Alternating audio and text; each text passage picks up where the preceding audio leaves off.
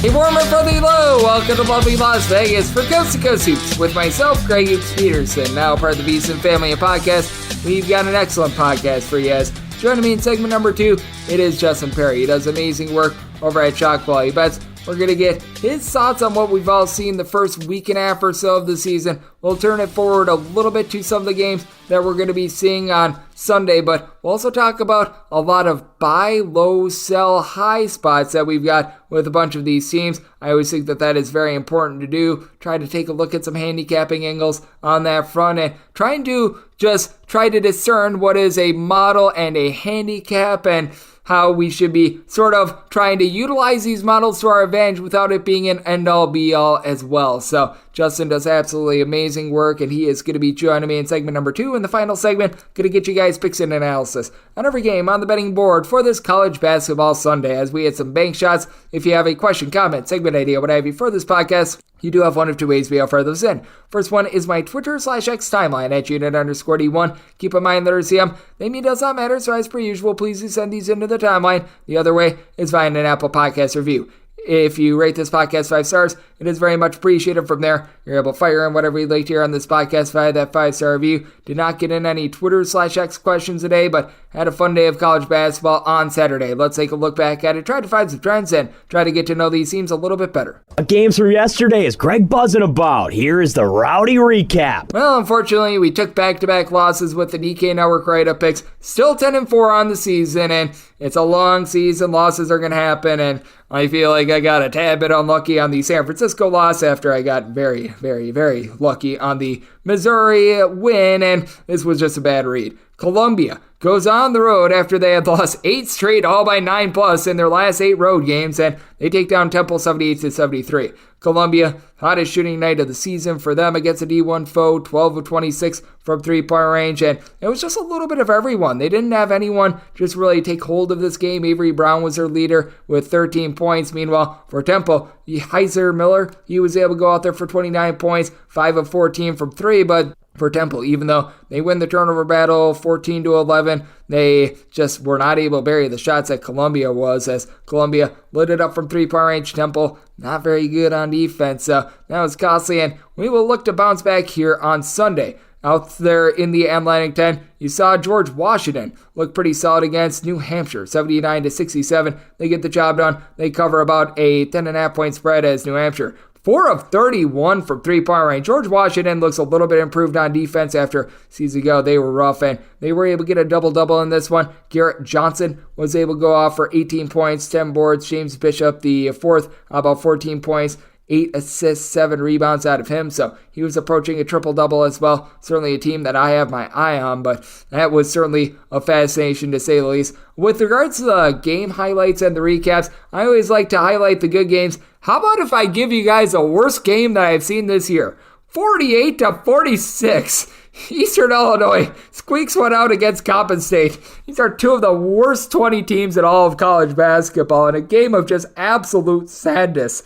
I mean, it's so bad that ESPN at the bottom in terms of team stats, they refuse to put any of them up there. I mean, it is that bad as you had an attendance about 357 people, about 356 more than there should be, but boy, that was rough to say the least. And if you're a fan of Loyola Chicago, this was a rough watch as well. They very nearly lost to New Orleans, 73-70. Loyola Chicago just barely able to squeak out a win, as for New Orleans, this team just have Justin Johnson, who is pretty stinking awesome in terms of being a go-to scorer for this team. He was able to put up 31 big ones in this one. Dame Edelkuhn was able to bail out Loyola Chicago. He had himself a nice day, 22 points, 11 rebounds. As for New Orleans, they go 9 of 25 from three-point range, and for Loyola Chicago, they lose their turnover battle 15-7. That's a big reason why they had their issues last season, and it feels like that is lingering this season as well. Boston College, they were able to get another nice win and cover. They are now 4-0. They're 3-1 against the spread. They take down Harvard 73-64. Harvard, by the way, was playing a strange back-to-back. I am not sure why, but Quentin Post, 20 points, 19 rebounds, 5 blocks. You don't have a lot outside of Quentin Post, but Quentin Post, he's pretty sinking good, and he's someone that you do want to be taking note of. We also need to take note that cold shooting days are going to happen. Florida Atlantic. They are going to be probably falling out of the rankings in the top 25, which I know I've had a few questions what I make out of the top 25 rankings. I frankly do not care about them. I will never ever base any of my handicaps based on, this team's in the top 25 or anything like that, because a bunch of journalists that are taking a blind stab, and many of them are probably busier watching football than basketball right now. But that said, 61-52, the Phil Martelli Jr. era in Bryant gets a big win. Sharif Gross-Bullock, double-double, 19 points, 11 boards. Earl Timberlake brings sexy back, 13 points, 12 rebounds for Florida Atlantic. 5 of 30 from three-point range. They won the turnover battle. They did relatively solid on the glass, as you had John L. Davis chip in there 17 points, 12 rebounds, but he just couldn't hit a shot to save their lives. And Florida Gulf Coast, they were a sizable favorite as a 10.5-point favorite. They lose outright to Hampton, 92-85. Hampton had a really big struggle to begin the season, and then they go out there and they shoot 12 of 23 from three after they opened the season, shooting about 31.5% from distance to begin the campaign. You had 24 big points out of Tedrick Wilcox, and then 22 points as well out of Tristan Maxwell. Meanwhile, for Florida Gulf Coast, they won 27-31 from the free throw line, so they took advantage there. Keshawn Kellman chip in there 13 points, 11 rebounds, and for Florida Gulf Coast, they win the rebound battle 41-31. But when a team goes 12 of 23 from three-point range, oftentimes not a lot there you're able to do with that. Yale took a loss to Weber State. Weber State is now 3-1 with wins over St. Mary's, along with now Yale. They took that loss to Gardner-Webb, but Gardner-Webb I actually think is a halfway decent team, 75-65. This was a game that went to overtime. If you, like me, had the over, you were very much rejoicing, but how about a 17-15 performance out of Dylan Jones and Yale, 3 of 19 from distance themselves. So we are seeing a lot of teams come out hot and cold, and if you're looking for a team that's looking like they're tracking for bottom 5 in all of college basketball right now, it's Morgan State, even though they have Winston Tabbs, who has been solid at the ACC level, Messiah Thompson, who was a very good starter over at St. Francis of Pennsylvania a few seasons ago.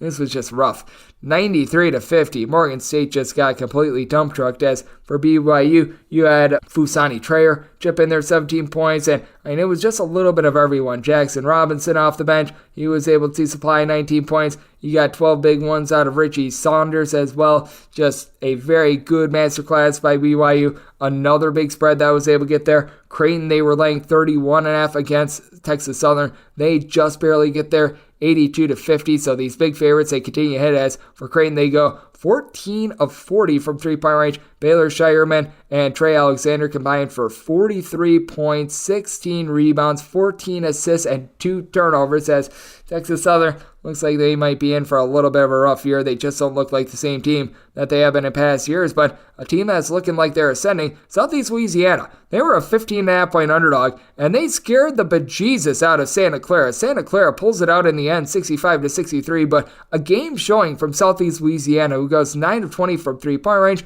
Alec Woodard, he was able to come in there for 17 points. Carlos Paez, who transferred over from Austin Peay off the bench, 10 points, 4 assists, and for Santa Clara, just 6 of 23 from 3, with Christoph Tilley, the 7-footer, bailing them out, 20 points. You also had Carlos Marshall Jr. not be able to give you a lot in terms of scoring, but his 10 big rebounds, that was a big reason why the team was able to get the job done there as well. And then in terms of other notable results, Colgate and Gardner-Webb played a pretty sad game in which Colgate won by kind of 59-52. Colgate looks to be a little bit colder with their three-point shooting than in past years. They go 7 of 20 from 3, and Braden Smith, he bailed them out with 25 big points. Maryland Eastern Shore, the Shore, they were able to win as a pretty sizable underdog against the Quakers of Penn, 83-80 the final. Very much a new look Maryland Eastern Shore team after they lose pretty much 5 out of their top 7 scorers from a season ago. But how about 22 points, 15 rebounds, Troy Hupstead, and I ain't talking about the wave of emotions for Penn. They win against Villanova earlier in the week, and then they end the week with a loss like that. You saw VCU get a dogfight from Seattle, 60-58. Seattle, after they got down like 19-3 in this game, made it very close, but for Seattle, the 6 of 24 for three-point shooting was costly. VCU, though, they only got 5 of 22 from distance, with Zeb Jackson, his 20 points, 6 rebounds, bailing the team out. For VCU, they win the rebound battle 38-34, and for Seattle, even though they had fewer turnovers, needed a little bit more out of Cam Tyson, who had 15 points on 14 shots. When it comes to the Basketball Hall of Fame tip-off, you saw Northwestern just get out to an absolutely massive lead before things got a little bit tight on the spread. Northwestern is able to get the cover 72-61, but Northwestern was up 22-2, and all of a sudden Rhode Island was able to make it a game. They were down by about 11 with 8.5 minutes remaining. If they didn't go so ice cold for about 4 or so minutes in that second half, they actually probably cover this game. As Zeke Montgomery for Rhode Island, 18 points. He was able to go 6-7 at the charity stripe. And for Northwestern, this team has been having their rebounding issues. They were able to rectify that in this one, 39-30. They won that battle. But for this Northwestern team, bigger than that, they won the turnover battle, 14-11. That allowed them to be able to go on those big runs and be able to get the job done. Also being able to get the job done, Princeton, they're now 4-0, 82-57, and Princeton, they have now went against the spread 4-0, and they've got a neutral court win over Rutgers, a road win over Hofstra, a road win over Duquesne, the Monmouth win. I'm sorry, Monmouth, but not necessarily the world's biggest deal, but hey, it's still a true road win, and for Princeton, they were able to get 20 points, 10 boards out of Caden Pierce. This is looking like one of the best mid-majors in all of college basketball. Minnesota, after they gacked away that game against Missouri to the delight of many that listen to this podcast, they were able to get a winning cover against USC Upstate. This by count as 67-53, as for Minnesota, just 5 of 23 from three-point range. Regression has hit them from three-point range, but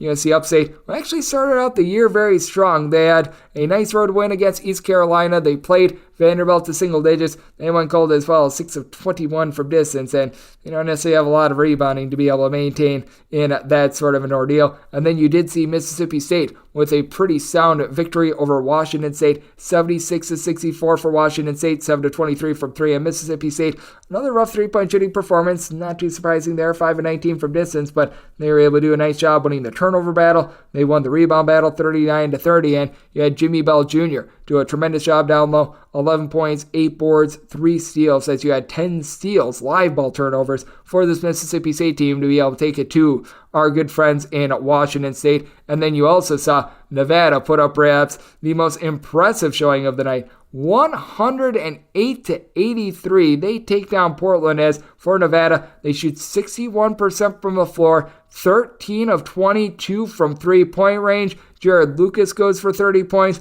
Keenan Blackshear, 11 assists, 7 rebounds, 14 points. Portland, they lose this game by 25 points, going 12 of 27 from 3. Well, that was also the 13 of 25 from the free throw line, which is why they were unable to cover this game. But, they had 17 points out of the likes of Vuk Vesanovic and company. But this Nevada team, they're able to play some solid defense when they need to crank it up, and they're able to score. They're able to do that as well. It's a very, very impressive bunch, and it has been impressive what we've been seeing in college basketball thus far this season with regards to these big favorites. Favorites have been cooling off a little bit, but still hitting at a little bit north of 52% overall. This is whether you're a favorite of 1 or 100 points, 302, 278, and 8 against the spread. The overs, they're starting to cool off a little bit. We have seen 298 overs, 283 unders, and 7 pushes along the way, and the one thing that has really not been hitting in college basketball right now, home underdogs. Just 46-50-1 against the spread. I do think that once we get to conference play, some underdogs,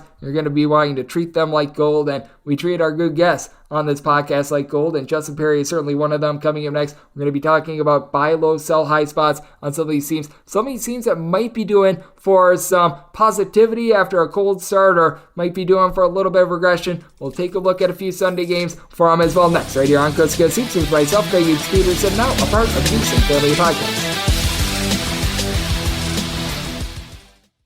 Sports Betting Innovative Analytics has taken the guesswork and emotion out of sports betting to bring you an innovative and trustworthy resource to enhance your journey to becoming a winning player. With industry-leading money-back guarantee options backed by their sophisticated modeling, they want to introduce you to a system that's not widely seen or available to help you beat the bookmaker. Specializing in NBA, college basketball, and WNBA, your first week is always free. Get started at SBIA1.com today.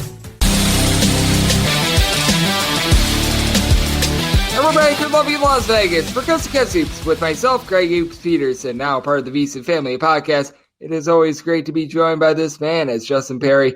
He does absolutely impeccable work over at Chalk Quality Bets, taking a look at this game of basketball that we all know and love.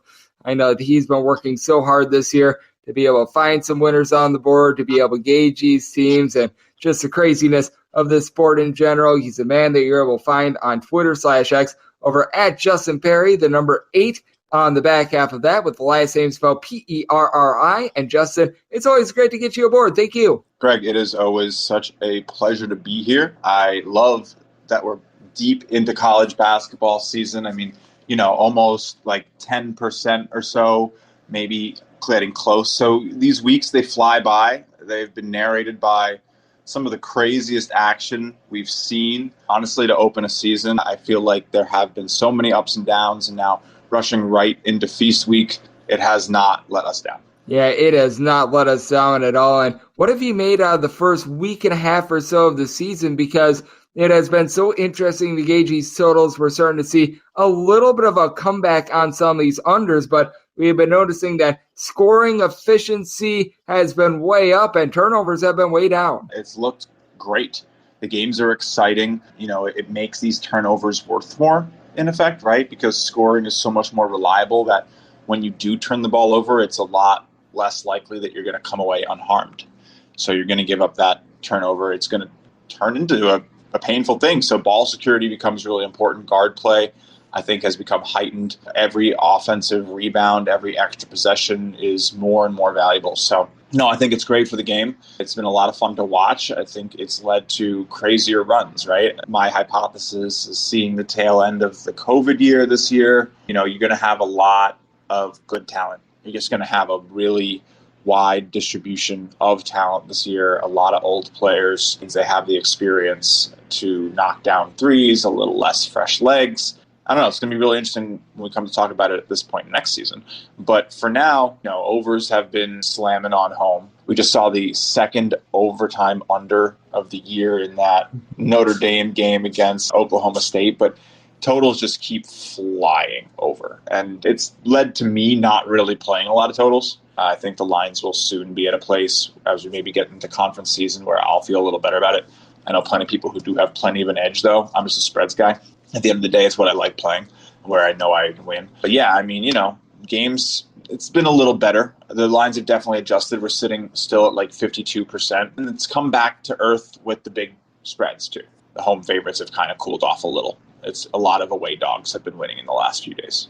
Oh, we certainly have been seeing much more of that as, the lines have gotten heftier and heftier as well. It's much easier to be able to cover 25 rather than 30, as I do feel like there was quite a bit of a tax and an inflation on a lot of those big favorites after the first week or so of the season, as Justin Perri does tremendous work over at Chalk Quality Bets is joining me right here on Coast to Coast Hoops. And when it comes to the point that we're at right now, where a lot of these teams, it's going to vary from team to team, but many of them have played right around 3, maybe 4 games if they've decided to play a few more to start out the season. But you get some outliers in terms of the positive and the negative, like one that I was really highlighting on Friday, and they're going to be back in action on Sunday. That'd be the fact that the College of Charleston, they have had a season that has been just absolutely awful, to say the least. Just started out going 21 of 117 from three-point range. And how much do you take a look at these sorts of teams, like a Charleston that's super cold, maybe a team that through 3 games is shooting 50% from 3, and you just bank on regression? Because I feel like now is the time of year where we get a relatively small data set. A lot of people want to buy in on it. I think that it's a good time to be able to buy low and sell high. Oh, yeah. You're talking my language. I like to think of myself as Mr. Buy Low and Sell High. That's the whole game. You want to, essentially figure out what performances ring true. Which can you tell are legit? Like, can you scope out the games where teams maybe over or underperformed relative to the market and validate or invalidate them, basically maybe by understanding certain key factors? I mean, going on a run, getting cold at the wrong time. Does that necessarily mean a team is bad? No. It's going to happen to everybody. It's like having a cold run betting. It's going to hit you. If you don't know that, you probably need to bet some more because it'll hit you. And you got to play some more basketball because it'll hit you. The hot run will hit you. And that's the game we play. Basketball is a game of fraction of an inch, of rolling off the fingertip the wrong way. And I think it's important to remember that every morning when you wake up and you're going to put money down on the table on 20-year-old humans playing this game of millimeters. Luck is so integral to what we do at Shot Quality and Shot Quality Bets. We have a luck rating. Our luck rating takes a look at every shot in every game that a team has played. We assign our own expected field goal percentage to it so that we can essentially combine the value of those shots up to get a score and weigh the likelihood of a team winning. We have a really interesting list. Some of the teams, the top of the list for luckiest, won't surprise you. James Madison is fourth. Presbyterian, who at time of recording is 3-0, lose that fourth game, but a crazy start for a team expected to be in the top and bottom 30 teams in college basketball. Wichita State has started off hot. Princeton has had some very big wins, and while they were earned, it's still 3-0 and maybe could have easily been 1-2 out of the gate. So that's the kind of stuff shot quality really looks at. Of course, the other side of that coin, Charleston. Yeah, no, you're right. Charleston is right there. So Charleston has a plus 21 luck right now as we record this, and that's decently high. That's not going to last the whole season, essentially. And to tell you how certain we are of that, last year, the luckiest and unluckiest teams had about 29% difference between their record and their shot quality record. So, that's the extreme. 30%, 25% difference is the extreme. Most teams end up very much in that 8 to 8% range on either positive or negative, luck. But yeah, I think you do want to buy in on teams that sort of look terrible. I know it's crazy, it's hard, but that's why there's value, right? Especially in a liquid market where it's not, the zero-sum game here. You're kind of betting against every other gambler every time you play, and you're also betting against the book, but you have to battle the market, right? And you need to pick your spots. It's very intricate. And so by buying in on teams that, especially with media narratives, can get taxed by what people think. We talk about it with baseball with does people love the Yankees? Well, people love Duke. People love, USC, UCLA, Michigan State, Michigan, these big teams, they will command a little bit of a price because these people want to bet on them. So, it's up to you to duck and dive and weave and figure out which teams are over and underrated, which are unlucky and lucky, and try to position yourself so that, you're betting on teams that are maybe about to play good ball, because everybody goes through the ups and downs. Yeah, everyone certainly does, and it is such a crazy sport in which, as you were alluding to, the difference is it can be just a ball rolling off the rim. As joining me on the show, we do have Justin Perri, who does absolutely amazing work over at Shot Quality Bets, and obviously we did talk about it. So these teams are getting a little bit lucky/unlucky, and how difficult is it to really balance it all out and be all right, James Madison might have been a team that was a little bit undervalued coming into the season, and certainly they've been getting quite fortunate here in the first few games of the season, but they are legitimately better than what we thought coming into the year. Maybe not as good as knocking off Michigan State night in and night out, but they are a little bit better than what we gauge, and vice versa as well, because I think that that's the biggest thing to it. Being able to find a balance with regards to how to rate these teams, I think, is one of the most difficult things to do at this point of the season. It is. It definitely is one of the most difficult things to do. And I think, shot quality does give us such a leg up because it doesn't really care about, how many points you scored. I know that's kind of crazy to say out loud. It cares about how good the shot was. And that's what kind of does matter.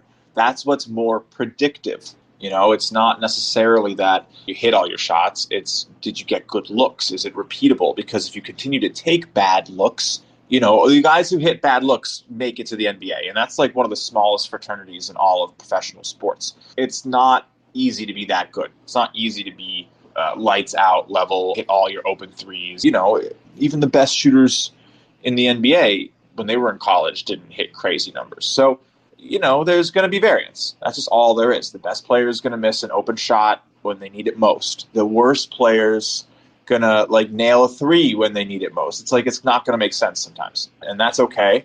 I think you have to go into betting basketball understanding that there's going to be plenty of days where it just doesn't make sense and that you kind of just need to stick to your hypothesis, because redefining what you think at every minute just because of a result is going to spin you around a million times. You need to have direction. You need to have conviction. You need to know how you balance these results. So yeah, James Madison currently sitting 131st in shot quality right now, and it's definitely early. The ratings will shift a little. Some teams will fall because they'll have a bad game or something, but this team was around that level. I think people are very excited, but it's definitely a pump the brakes scenario for me. They still look very inefficient from three in terms of the shots they're developing, right? They're hitting, but I could tell you right now, they're shooting 42% from three. Shot quality is expecting them to shoot 32%. Like, that's a big difference. That's not just some small little amount. They're generating 1.16 points per possession. Shot quality is expecting 1.11. So that means every 20 possessions, they're scoring one more point than expected. So on average, in a 80 possession game, I mean, they've been playing some fast games, but this team is scoring 4 more points than they should. Will it catch up? Does that sound like a crazy amount? No. But, it's going to eventually regress back, and that doesn't happen by just coming in at expected. It comes in under expected. So they might all of a sudden start scoring 6 less than they should. And they're going to lose a game where you're like, well, wait, they got good shots. I'm like, why? Well, they can't stay hot all season. If they do, maybe they win a ring. That could happen. FAU got close. It's tough. It's just tough to do. It's tough to sustain. I do think you do want to sell on James Madison a little bit. They're coming into a team like Southern Illinois, Buffalo especially. Like, people are probably going to be hammering James Madison against Buffalo.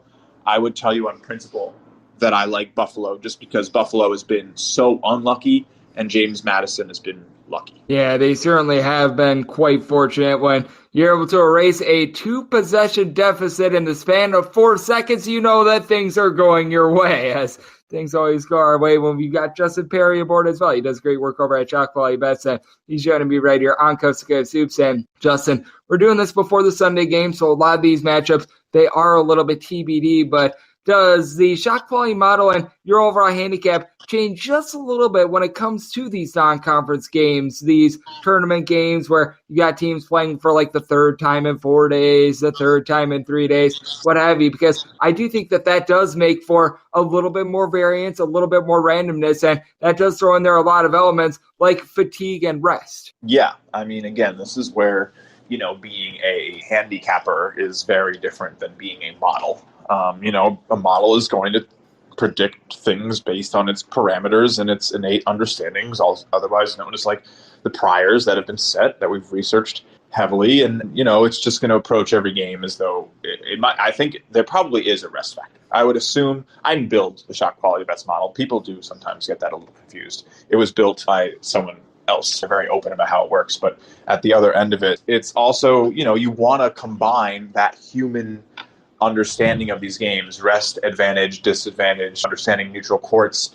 I mean, you need to know how tight the rims are in some of these ballrooms, and you can win an under or an over, right? And what model, you think KenPom can predict that? I don't think so. I'd love to see it, but that's why you'll see a game at an MTE go 20 points under or 10 points under in the first half as they get used to the rims. I was looking at that for some of these tournaments. The models are tools. I consider them sources that sort of operate in a different language, and it's our job to sort of translate them into reality and understand the way that they signal the game and interact and interpret it. So you sort of need to learn the way they speak is like a way to look at it. And there's some really interesting games coming up Sunday really quick. And the beautiful thing about it is I can tell you every single projection any day of the week, right? Like, as things change, they might shift as teams, establish themselves. But, there's IU UConn, which is an interesting one. We have a 7-point UConn win, which is probably going to be a little low. We'll probably see value on IU there.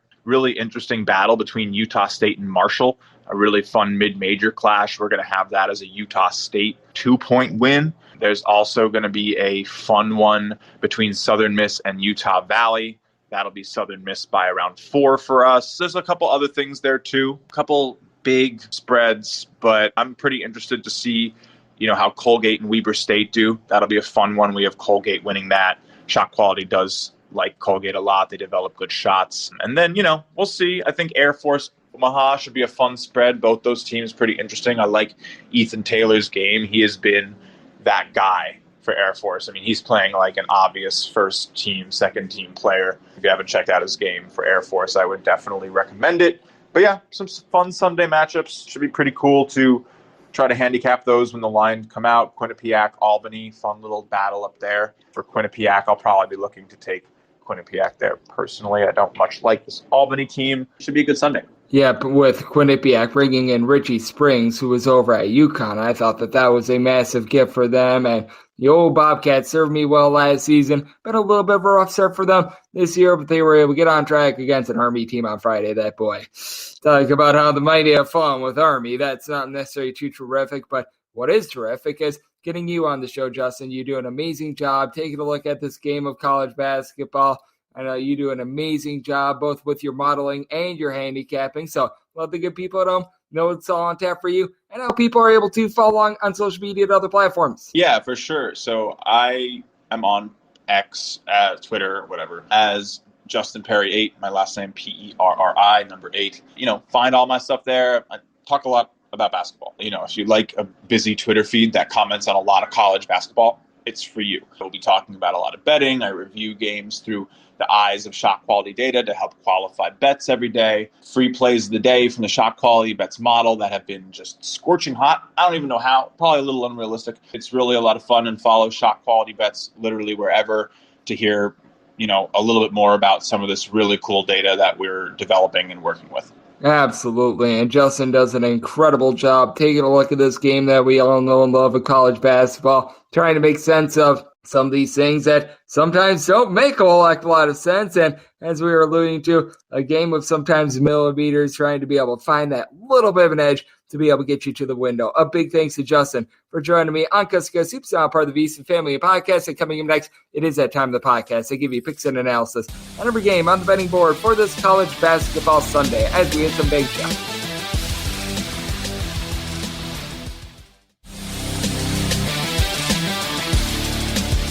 And we're back here in lovely Las Vegas for Cusco Soups with myself, Greg Eaps Peterson, now part of the VC family podcast.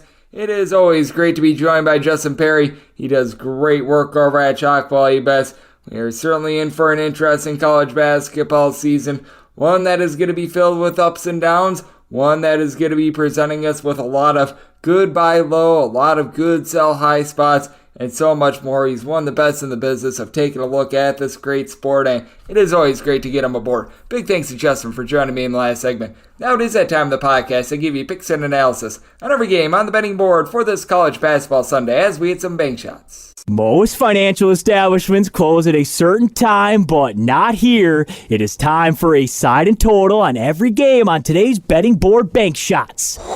Do note that as per usual, any changes that are made to these plays will be listed up on my Twitter/X feed at unit_81. We are going to be going in Las Vegas rotation order. This is where we go with the games with 3 digits on the rotation first, then the games with 6 digits. Those involve the smaller conferences. You're going to get out there the Patriot League, the America East, the Atlantic Sun, the MEAC, the SWAC, the Southland. Those are the games that are at the bottom, so hopefully I named off all those correct conferences, but that said, we've got ourselves a great day of college basketball, and it begins with 6:51, 6:52 on the betting board. It is Boise St. They hit the road. They're going to be facing off against Clemson. By the way, the tournament games involving things like the Charleston Classic, along with the Myrtle Beach Invitational, those are actually going to be towards the back half of the 3-digit rotation numbers as well. So just to shore that up, but that said, with Boise State, they do find themselves on the road against Clemson as 7-point underdogs. Totals anywhere between 137.5 and 138.5. I did set my total at a 142. I'm going to be taking a look at this total over with Boise State. They are very much a good defensive team, but they're also a really good 3-point shooting team. Tyson Dagenhart at 6'8", he is a combo player that's able to stuff the stat sheet, and we've noticed in recent years that the overall defensive efficiency of Clemson has went down, but their overall offense has really cranked up as well. They've got one of the hardest to guard players in all of college basketball, PJ Hull at 6'10". Last year shot 40% for 3, 15 points per contest. He's doing an even better job on the boards this season, and he's a big reason why this Clemson team is just so efficient night in, night out. They're not an up-tempo team. They're not going to be playing at a breakneck pace, but they just put the ball in the basket. You also have returning from last year, the old Hunter, and Mr. Chase Hunter last season was able to give the team 14 points per contest. Seeing a little bit of a dip in scoring early on, but I do expect that to be able to rebound for a Clemson team that's only turned the ball over 10 times per contest, shooting about 38% from 3-point range. But I do think that Boise State is going to be able to hold snug in this game because you do have Dagenhart, who I was mentioning before, and then you had Chibuzo Agbo. Agbo last year shot 40% from 3, 11.5 points per contest. though they do lose the likes of Marcus Shaver and company, and that means that you're going to have a point guard by committee. Cam Martin at 6'9" has been doling out the ball a little bit. They're probably going to be looking quite a bit at Max Rice, who's a little bit more of a 6'5" wing to have the ball in his hands a little bit. You do have a lot of good gifted shooters on this team. Now for Boise State, last season, they were very good from three-point range, making about 36.5% of their triples. Through 2 games, they're shooting 20.5% from 3. This is certainly going to be going northward. They are a team that they're going to take quite a few of these threes, so I do think that we're going to be able to see that go northward, and I think a big key for them as well is going to be Roddy Anderson. He comes in from UC San Diego, where he was putting in their 13 points per contest. I think he's a nice X factor on Boise State. I do think he has a bit more depth than a season ago with Omar Samley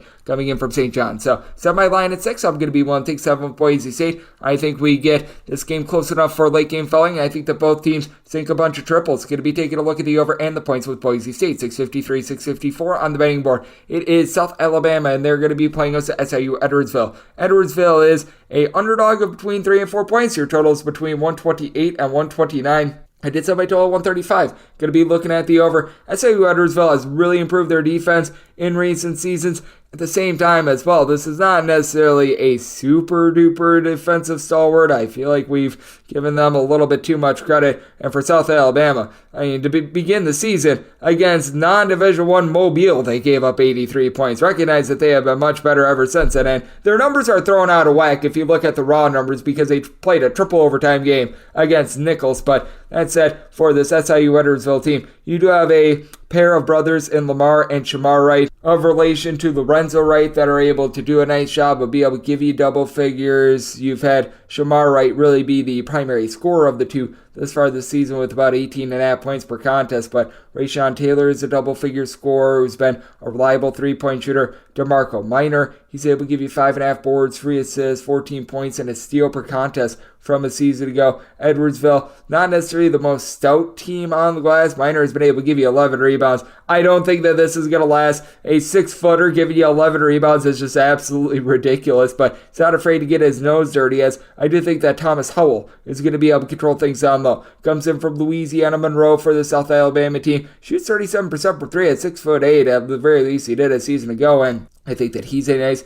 impact guy. You've got a South Alabama team that they've done a good job of being able to scour the non-Division I level for talent, and they also bring in Marcus Melender, who is pretty much one of the best freshmen that they brought in quite some time. He's shooting 46% from 3, 14 points, 5.5 assists per contest for South Alabama. The turnovers are a little bit high. They're above average in terms of turnovers on a per-possession basis this season, but I do think that they're also going to get a little bit more out of Maxwell Land, who comes in from St. Francis of Pennsylvania, was a 3-year starter for them. Career about 34.5% three-point shooter that's able to give you 4.5 boards. So he's been a double-figure scorer, so I like what he's able to bring to the table. South Alabama, I think, is going to be able to do a relatively solid job down low. They've got a lot of good versatility on this team, and I do think that if you're able to have Judah Brown continue to take strides forward, he's really the main holdover from a season ago when he was a part-time starter and shot 41% for 3 as a 6'6" combo player. Going to lead to some matchup nightmare issues for SIU Edwardsville. I did set my line at 5. Going to be willing to lay 3 to 4 here with South Alabama, and did set my total at 135. Once again, I think that we're in range for late game felling, and neither of these seems super slow like this total would indicate. So going to be taking a look at the over, and I'm going to be taking a look at South Alabama. 655, 656 on the betting board. Miami of Ohio plays us to Eastern Illinois. Eastern Illinois is an underdog of 7.5 points, and your total on this game, it is 139.5. There is only one number up at DraftKings. Most books have this off the board, and I did set my line at 7.5 as well. So I am very curious to see where this number moves, because Eastern Illinois was able to knock off Cobb State yesterday, and one of the saddest games of the college basketball season. Neither team got to 50 points. It was 48-46, and I do think that it is probably going to present a good buy low spot, because I don't think that we are going to be seeing this line move in favor of Eastern Illinois after that one. It was a pretty rough performance, but what I do like out of Eastern Illinois is what we've been able to get out of Cooper Jacoby. he's been able to do a nice job with 7 boards. He's putting in there 10.5 points. At 6'7", he's able to pop some threes. And then you do have Dan Lewis, who I still remember 2 years ago. He shot 53% from three-point range. Had a fall off last year. This year, going into yesterday, was shooting north of 40% from three-point range. Seems like he's found that shot once again. And for Eastern Illinois, they actually do have quite a bit of size. Jermaine Hamlin is someone that began his career at Illinois, and they go up against the Miami of Ohio bunch that, under Travis Steele, to just put it quite frankly, they're not a very well-coached team. You got a Miami of Ohio bunch that's going to be headlined by Darwishi Hunter, who comes in from Northern Illinois, and he's been solid through 3 games, has been able to log 16 points per contest last season, shot 42% from three-point range. Not used to having the ball in his hands a lot, though, and he's had to make that transition. You don't have a lot of size down low with Jarkel Morris being able to give you a few rebounds, and I'm just not really sure what is happening with Jalen Lewis, but he has dealt with injuries over the last few seasons. He has played a whopping 1 minute thus far this season. I'm just assuming him out until further notice. And for Miami of Ohio, even though they're shooting 40% for 3, they're also shooting 62% at the free throw line. I think that this 3-point shooting percentage is going to dry up a little bit. You got an Eastern Illinois team that certainly better on offense than what they showed against Coppin State. I mean, that was just a game where everyone was cold. And for Miami of Ohio, this is one of the most dreadful defenses in all of college basketball. They allowed north of 70 points to Evansville and Texas State. So I'm going to be taking a look at the over. Set mine at a 143.5. I actually had to shade this down to a 141.5 based on what we saw in the game yesterday, but still, even at a 139.5, as long as we're able to keep it below 140, going to be taking a look at the overhand for Eastern Illinois. Fully expect I'm going to be able to get 8 or more. Opening number was 7.5, but that was before the sad slog that we saw on Saturday. So at 8 or more, looking at Eastern Illinois, and at a number of 140 or less, going to be taking a look at the over. 657, 658 on the betting board. William and Mary. You don't just get William, you don't just get Mary, but you get both on a neutral court against Lindenwood. This is going to be from the campus of Air Force, and with Lindenwood, you find them as an underdog of between 8 and 9 points, and your total is anywhere between 146.5 and 147.5. I said America's favorite tag team as a 10-point favorite. I'm going to be willing to take both William and Mary. I can't take one, I have to take both, and you know what? With both of them, I do think that they're going to be able to get the job done against a Lindenwood team that, hey, you don't want to see anyone lose them all. They were able to get a nice win over Omaha on, I believe it was Friday, but this Lindenwood team certainly has some issues down low. David Ware has been able to give you about 5 rebounds per contest as a 6'5", little bit of an undersized guy. And William and Mary is not necessarily just brimming with a lot of size, but Jack Karzinski at 6'7", he's got good versatility. Last year shot about 35.5% from 3. He's logged 7 points, 5 boards. I like what he's able to bring to the table, and he's got a little bit of a point forward. 6'10", Charlie Williams is right now logging 3.5 assists per contest for William and Mary, shooting 45.5% from three-point range. Usage has been relatively low, but that really takes the load off of more of the trustworthy pieces in the backcourt, like a Gabe Dorsey, who last year shot 44% from threes, averaging 15 points per contest. You bring in Trey Moss from South Florida, who's been able to give you north of 13 points per contest, and now they've got Noah Collier back in the fold as well. He missed the back half of last season due to injury, but he was pretty much the only guy in the roster that could rebound last year, and for Lindenwood, they're going to have no response for that down low. They do have Keenan Cole, who's been able to give you 17.5 points per contest, but the team as a whole is shooting 26% from three-point range. Cole's the only double-figure scorer on this team. You do have someone in Darius Bean who spent some time at Northern Illinois, and I think that he should be able to lend the backcourt a little bit of something, but he's not necessarily too much of a facilitator, and you're really lacking that main point guard for Lindenwood. So I do think that both William and Mary are going to be able to take it to Lindenwood in this one. I think that this total is too high. William and Mary, a very slow-tempo team, and Lindenwood is just not generating any offense whatsoever. So it is a spot where I did set my total 138 diving under, and with both William and Mary willing to lay up to 9.5 with the tag team. 659, 660 on the betting board. East Carolina is going to be playing us to Northeastern. Northeastern between an 8 to an 8.5 point underdog. Your total is between 142.5 and 143.5, and with East Carolina, I did set them as a favorite of 9.5 points. I'm willing to go up to 9 with them. With Northeastern, the team has just been perennially underachieving the last few seasons, and I just don't really see it getting better this year. You do have Chris Doherty back at full force after he was banged up quite a bit last season 2 years ago. Was able to log about 12 points 8.5 rebounds per game. Really like what he's able to provide down low. Began his career at Notre Dame. And for East Carolina, this is attributing the fact that you're probably going to be without Brandon Johnson once again in this game, dealing with an injury after he, a season ago, logged 12 points, 8 boards, was able to shoot north of 33% from 3 as a 6'8" combo player. But I just think that you've got too much in the backcourt. RJ Felton is supplying north of 24 points. He's been able to give you north of 7 rebounds per game. You've got Bobby Pettiford, who comes in from Kansas after he was a part of that national title team 2 years ago, a former top 150 recruit. Scoring is lacking right now. He has yet to make a 3, but he's been able to give out 4.3 assists to less than a turnover per game, so he's running efficient offense, and that's giving open looks to someone like Ezra Azar, who's right around 6'8". At 6'8", he has yet to miss a 3 thus far this season. That'll certainly regress for a East Carolina team that overall shooting about 33% from 3, but you've got a lot of backcourt pieces that you're able to count on, even something like a Caleb LeCount. And for Northeastern, it's all about trying to bank on Joe Pridge and getting back to what he was back when he was in the Patriot League during the 2019-20 season, where he was a terror. 17.5 points, 7 boards. Ever since then, he's been dealing with a lot of injuries. Has about 12 points, 5.5 boards as far as this season. And for Northeastern, they're shooting about 33% from 3. Just a really slow, really archaic offense that they really live and die by the 3. Other than Doherty, they don't have any size whatsoever. It's really not necessarily the world's greatest system, in my opinion. You bring in an Air Force transfer in Glenn McClintock, who's been dealing with injury as well. Him being out of the fold does give this team a little bit less depth in general. And Masai Troutman is someone that they're banking on to be able to rise up after a season ago. He had about 6.5 points per contest. Had his freshman struggles as a 6'6", a little bit of a combo player. Looks like he's struggling once again this season. So I do think that with East Carolina, even with Brandon Johnson injury, they should be able to do a solid job down low and take it to a Northeastern team that just is not running good sets whatsoever. I did set my total at a 143.5, so you're at a 142.5, 143. Going to be taking a look at the over as East Carolina getting some really good looks, and they have busted up their tempo just a little bit. So looking at the over, I'm willing to lay up to 9 with East Carolina. 661, 662 on the betting board. Northern Kentucky is on the road facing off against Cincinnati. Yes, we are on to Cincinnati, and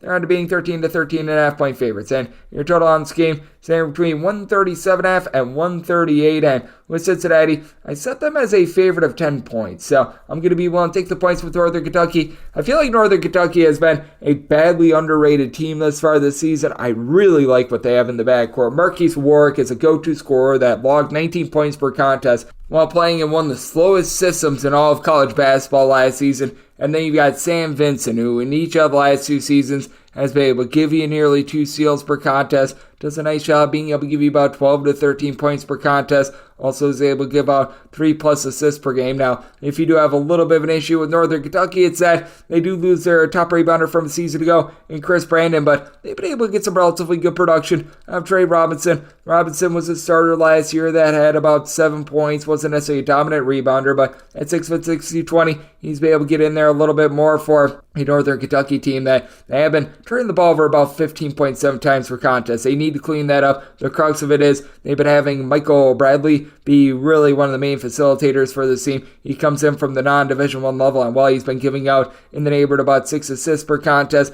he's also been turning the ball over right around 3 to 3.5 times per game as he began his career over at Maryhurst College, I believe it is, out there in the Division II level. Meanwhile, you've got a Cincinnati team that is dealing with not having their big men out there. They were hoping that Aziz Bandango was going to be able to get a waiver to play along Jamile Reynolds. These guys not seen the floor thus far this season, so as a result, it's been Victor Lakeen who's had to be really the main guy, who last season was able to give them 7 rebounds per contest. They do have a few nice pieces in the backcourt, and Wes Miller, he is a heck of a coach, but I do think that they're fighting a little bit of an uphill battle with not being able to completely dominate down low, especially with them having some spotty play at the point guard spot, as well as Simeus Lukasius, who's right around 6'8", nice combo player, has actually been the main facilitator for the team right now. He's been able to give out 3.5 assists, logging about 8.5 points per contest. They're looking at Jizzle James, who is actually the son of Edrin James, to be able to take over the offense a little bit more. He's been able to log 10.5 points per game for a Cincinnati team that is shooting about 36% from 3, but also 61% at the free throw line, which could cause them a cover in this spot. So I did set Northern Kentucky as a 10-point underdog. I'm going to be willing to take the points. terms of the total, I set mine at a 135. Cincinnati does seem to be going a little bit more defense-oriented. They've throttled back their tempo a little bit from a season ago in Northern Kentucky. It's been one of the slowest teams in all of college basketball the last few years. So looking at the under and looking at the points with NKU. 663, 664 on the betting board. Chattanooga plays us at Tennessee Tech. Tennessee Tech between 13.5 and 14.5 point underdogs. Totals between 148.5 and 150. With Tennessee Tech, I set them as underdogs with 12 points, so I'm going to be willing to take those points. I think Chattanooga got built up a little bit because of that win against Louisville.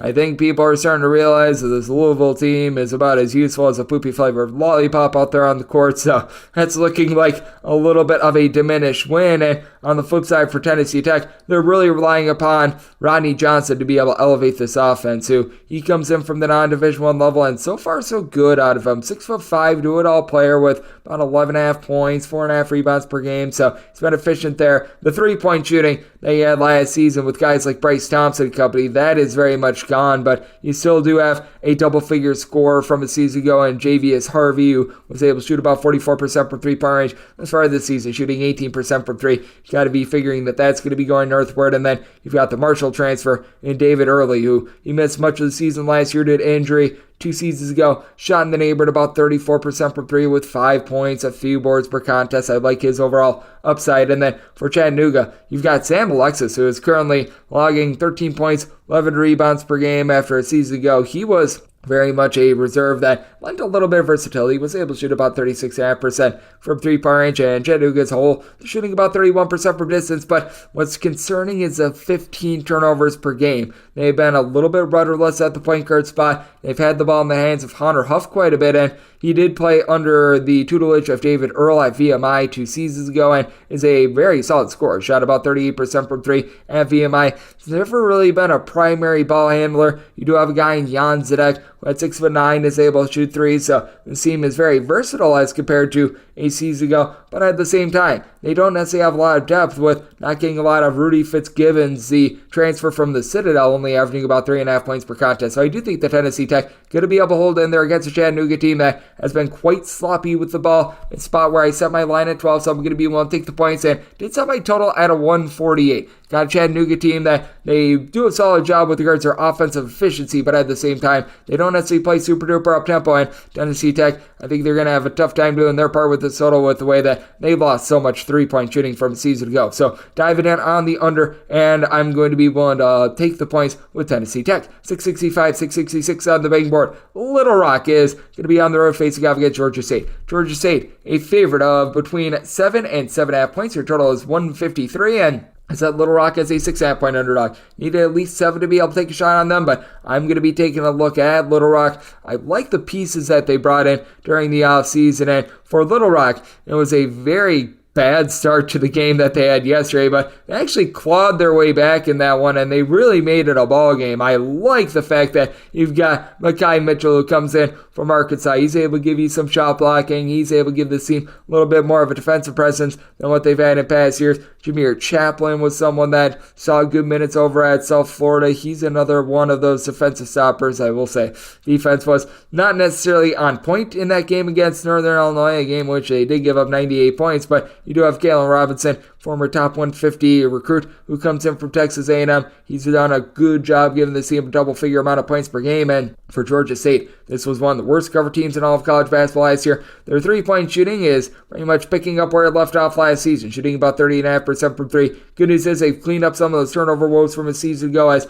you do have a nice pass-first player in DeJuan Odom. DeJuan Odom has been able to log for the team right around about 9.5 points, 3.5 boards per contest. A season ago, he gave up 4 assists per game. He's right on track for that once again, but you really don't have too much scoring outside of Lucas Taylor. Lucas Taylor comes in from Wake Forest, and he's been able to light it up for 17 points per contest for this Georgia State team, but you just haven't been able to get a ton of the Queens at Sea transfer and Jaden Turner on the offensive side. On the glass, he has been tremendous. He has been able to give the team 10 rebounds per game, but they don't have a lot of primary scoring option. So I do think that this is going to be bogged down just a little bit. Little Rock is playing at quite a bit of an up-tempo pace. I believe that their coach that came over was an assistant for Alabama a season ago, part of the reason why he was able to land so much talent. But that said, I do think that things get slowed down. Both of these teams have been playing a lot of basketball. This is going to be game number 3 in 4 days for really both of these teams. So going to be diving in on the under. As I said, I told at 146.5 and it's 7 or more. Taking a shot on Little Rock getting the point. 667, 668 on the betting board.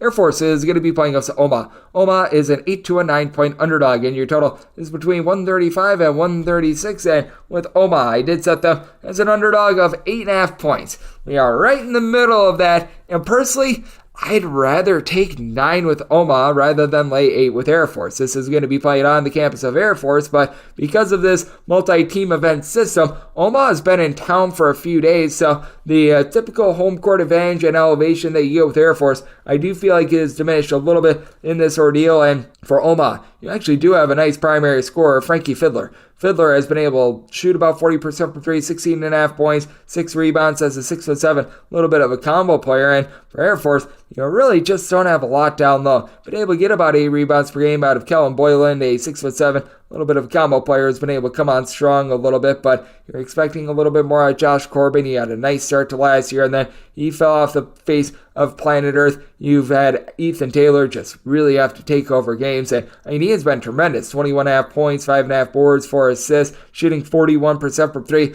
I don't think he's going to be able to keep this up because around him you've got a whole lot of nothing, as you've been able to get about 6 points, 3 assists out of Chase Beasley. But for Air Force, they're a team that they're looking at Ethan Taylor and everyone else is backing the heck away. Meanwhile, for Omaha, you've got someone like a Markel Sutton who's able to give you about 8.5 points, 3 boards. Last year was a okay 3-point shooter, was a nice change of pace guy. Seeing a little bit of a downward spiral there, but I think he should be able to rise up. J.J. White is someone that a season ago was able to give out 4 assists per game, and Omaha has cleaned up some of those turnover woes with just 10 turnovers per contest. Now, the problem with Omaha, they're one of the least efficient defenses in all of college basketball, but Air Force is one of the least efficient offenses in all of college basketball. And this is an Air Force team that plays super duper slow. Omaha has been slowing down their tempo as well, and both of these teams have played a lot of basketball the last few days. So I did set my total 134.5, diving in on the under end at 9 or more. Taking the points with Omaha. 669, 670 on the betting board. The Ohio State University plays us to Western Michigan. Western Michigan, an underdog of 22 to 22.5 points. Your total anywhere between 140.5 and 141. And with Western Michigan, I did set them as underdogs of 20 points. So here at 22, I'm going to be willing to take these points. Western Michigan has looked a little bit better this year than they have the last few seasons, which really is not saying much. It has been a rough go of it for Western Michigan, to say the least, but they held in there against Northwestern, lost that game 63 to 59. Recognize that it's not a win, but that's better than what they've done in past years. They took North Dakota State to overtime as well, and you got someone down low in Titus Wright who's able to give you about 7 rebounds per game. Anthony Crump has been able to do a solid job as well. He's been able to give you north of 7 boards, really not a lot of scoring, but that's why you've got B. Artis White back at the fold. B. Artis White, he had 20 points in his first game of the season. Now is dealing with a little bit of an injury, and even without him in that game against Northwestern, the team was able to do a relatively solid job. He is going to be pretty much a game time decision for this one. I'm sort of banking on him being out until further notice, but we shall see what happens there. But while he's out, they get back Javon Hanna, who was not in to begin the season, and Hanna a season ago was able to give you about 6 points, 3 boards. I was expecting him to take a little bit of a jump, so that's big for the team. And then on top of that, you got Seth Hubbard, who has really become a primary scorer for the team. 14.5 points per contest thus far this season, after last year was pretty much a team 6th man, shooting 43% from 3-point range. And for Ohio State, they just look once again very meh and rudderless. They had a nice win over Merrimack, but night number 1, they had a tough time with Oakland. You got Bruce Thornton, who's able to put the ball in the basket, 16 points, 4 assists. He's a relatively solid 3-point shooter, but Ohio State once again looking rather pedestrian in defense, even though Zed Key is a good rebounder for this team. Felix Opara is able to give you some shot blocking as well. You're bringing Jamison Battle, who over at Minnesota was one of their primary pieces, 12.5 points, able to pop threes at 6'7". He 2 seasons ago was logging right around 6.5 rebounds per game. So got a lot of guys that are willing to crash glass for the team, but you're not getting anything whatsoever out of the likes of a Dale Bonner. You were hoping for a little bit more out of Evan Mahaffey, who he came in from Penn State and has yet to really take off as well. So got some question marks with regards to the depth of Ohio State after that starting five, and I do think that Western Michigan, with having Wright and Crump down low, they're going to be able to hold up. So I did set this line at 20. I'm going to be willing to take the 22, and did make my total 140 as well. Ohio State doesn't necessarily play super duper up tempo, and we do notice that Ohio State, they have their defensive numbers get just pushed up a little bit against lesser competition, and Western Michigan still dealing with that B. Artist White issue. So going to be taking a look at the under and the points with Western Michigan. 671, 672 on the betting board. It is Virginia Tech. They play also Wofford. Wofford is an underdog of between 17 and 18.5 points. Your totals between 147.5 and 149.5 with Virginia Tech. I did set them as a favorite of 13 points. Going to be willing to take 17 plus here with Wofford. We saw Wofford get a little bit mispriced in their game earlier in the week against Tennessee, and I just feel like the same thing is happening here. Wofford is a little bit of a new look team, and Wofford last season was in the bottom 40 in terms of points allowed on a per possession basis, but now they're tripping. Corey Tripp has been able to give the team 16.5 points, 4.5 boards, 4.5 assists after a season ago. It's a little bit more of a number 2 option with Jackson Pavelski running the offense, but still logged a steal and a half, 9 points, a mid-30s 3-point shooter, so I do like what he's able to bring to the table. And for Wofford, they lack a lot of size with losing the likes of Messiah Jones, BJ Mack down low, but for Virginia Tech, you really have Lynn Kidd and not much else. Kidd has been, looking like a man down low at 6'10". He's been able to pull in there about 10.5 rebounds per game. I don't know how sustainable it is. This is year number 4 from on campus, so do have some question marks there. You got Sean Padula as the best guard out there on the floor. 15 points, 5 boards, 6.5 assists, 1.7 steals on 37.5% three-point shooting. He does it all for a Virginia Tech team that they're always efficient. They do a nice job of not turning themselves, not turning the ball over a whole heck of a lot. Wofford does the same thing, though, and as we know, Mike Young, he was the coach over at Wofford before going to Virginia Tech, and you do have someone down below that they think is going to be able to keep at bay in Kyler Fiowich. He's a 6'9" big man that thus far this season for Wofford has been able to give you a block, 6 rebounds, about 9 points per game, and for Wofford, it does feel like Tripp has been a nice do-it-all player, much like we have seen Sean Padula be on the flip side for Virginia Tech. Virginia Tech does have a nice 3-point shooter in Hunter Couture as well, so I do think that that's going to be able to help them out, but both of these teams at their core are very slow, methodical teams, so I do think that this number has gotten away from us in terms of total. I set mine at a 141. Going to be diving in on the under, and with both of these teams, I do feel like they play a little bit similarly because of the coaching connection that you have here, so I'm going to be willing to take the points with Wofford to go along with the under. 673, 674 on the betting board. Northern Iowa,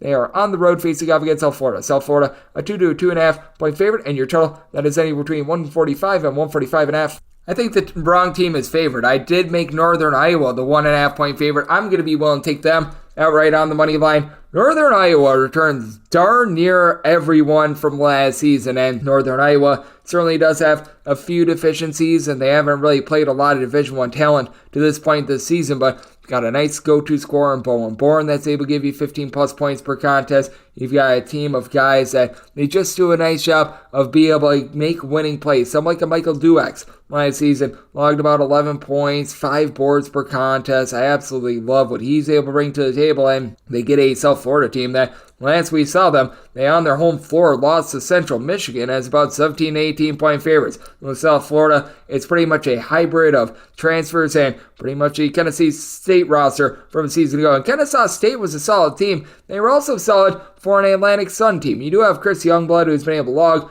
19.5 points per contest. He last season was about a 40% three-point shooter. Selton Miguel is back from South Florida from a season ago where he was able to log 10 points, right around 3.5 assists per contest. But for his career, he shoots about 27.5% from three-point range, and just don't have a lot of size in general. Right now, you've got one guy that's giving you north of 4 rebounds per game in Corey Walker Jr., and for Northern Iowa, this is not necessarily a team that is just towering down low, but you bring back Nathan Heisey, who a season ago was limited due to injury, was only able to play 2 games 2 seasons ago, was a stat sheet stuff for 8.5 points, 4.5 boards at 6'5". He's able to pop some threes, and then Titan Anderson, season ago. Once again, 6'6", a little bit of a combo player. He had 8.5 rebounds per game a season ago. I do think that Northern Iowa is going to be able to do a solid job down low. They have pretty much everyone out there on the floor being capable of being three-point shooters. They do a good job of doling out the ball by committee, so I do like Northern Iowa in this spot. I'm going to take them outright on the money line.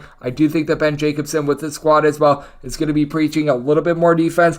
I don't know if we'll ever see the Northern Iowa again that was like 325th in the country in terms of total possessions per game, but I do think they put the clamps down here. Sell by total 143.5, diving in on the under, and Northern Iowa outright on the money line. 675, 676 on the betting board. This is from the campus of Cal Baptist. Portland State is going to be playing against St. Thomas.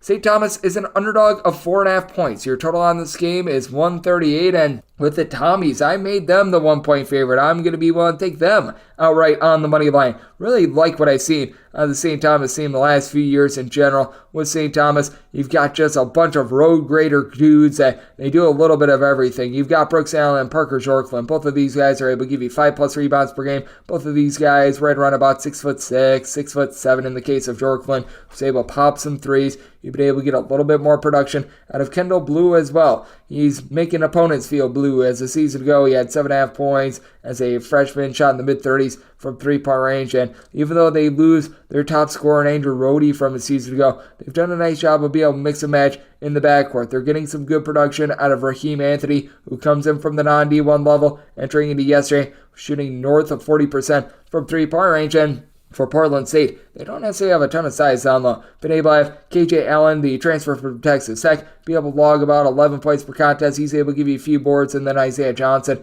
he's been able to haul in there about 6.5 rebounds per game as well. But this is a Portland State team that the last few seasons under this current coaching regime, they played super duper up tempo. They've had to throttle back a little bit because they just don't have the same point guard that they did a season ago in Cameron Parker, and they're looking for that guy. They don't have a single guy that entered into yesterday with really north of 2 assists per contest, and I do think that with St. Thomas having a little bit of better chemistry, having more trigger men in the backcourt, that's going to allow them to control this game, and I do think that things get cranked a little bit more up-tempo, and for St. Thomas, this is typically a bunch that's very efficient on the offensive end, very inefficient on the defensive side of things. So it is a spot where I'm going to be setting St. Thomas outright on the money line, and I'm going to be taking them with that plus price to go along with the over. 677, 678 on the betting board. It is Arizona, and they play UT Arlington. The Mavericks are 24 to 24.5 point underdogs, and your total, that is 154.5. I set my total at 157.5. Looking at the over, this is a different UT Arlington team than a season ago. Last year, they were playing at one of the slowest and grimiest paces in the country. They were trying to just pretty much stick you in the mud, but UT Arlington, they pretty much cleaned house in the offseason, and now they're looking to DeJuan Gordon to really be that guy. He's been able to give the team 17 points, 13 boards. Really like what he's been able to bring to the table. He's had a double-double in each of the first 3 games of the season. And then for UT Arlington as well, they've been able to get good production out of Brandon Talbot, who's been able to give you 4 assists per game. UT Arlington as a whole, they're shooting in the 34% range in terms of three-point shooting percentage, and they really have cranked up the tempo this season. Helps when you've got someone like a Cade Douglas who comes in as a pretty highly touted freshman from the great state of Texas, but I do think that Arizona should be able to rock them here. Caleb Love has been a great fit with this offense as he is playing in concert very well with Kylan Boswell, who's been the floor general for the team. These two guys are combining for about 8.5 assists, 26.5 points. Arizona shooting 40% from 3 now. With Arizona and their super duper high octane offense, they're going to turn the ball over a little bit. They have had 15 turnovers per contest, but they make up for it by finding really easy 2-point opportunities. Umar Ballo has been able to do a great job down low, but you also take a look at the man of mystery, 7'2" freshman from Lithuania, Montejus Krivas, hopefully I said that correctly. He's been able to give you 12.5 points, 6.5 boards. He is really able to be sort of that Azulis Tubelis from a season ago, and with Pell Larson being a nice go-to scorer off the bench, Arizona has all the goods to really house UT Arlington and just continue what has been an amazing start to the season. I did set my total at 157.5. Arlington playing significantly faster than a season ago, so looking at the over, and with Arizona, wanted to lay up to 25 with them. 679, 680 on the betting board. Cal Baptist is playing us at Cal Poly. Cal Poly is an underdog of 12 points with your total at 130.5, and I set my line at 12.5, so 12 is the max I'm willing to lay with Cal Baptist, but I'm going to be willing to lay it with Cal Baptist. They have to move on from the Armstrong brothers, but they've gotten some great production thus far this season out of Dominique Daniels. Daniels, he led off the season by being able to score 20-plus in the first 2 games. Has tapered off a little bit, but shooting well above 40% from three-point range. And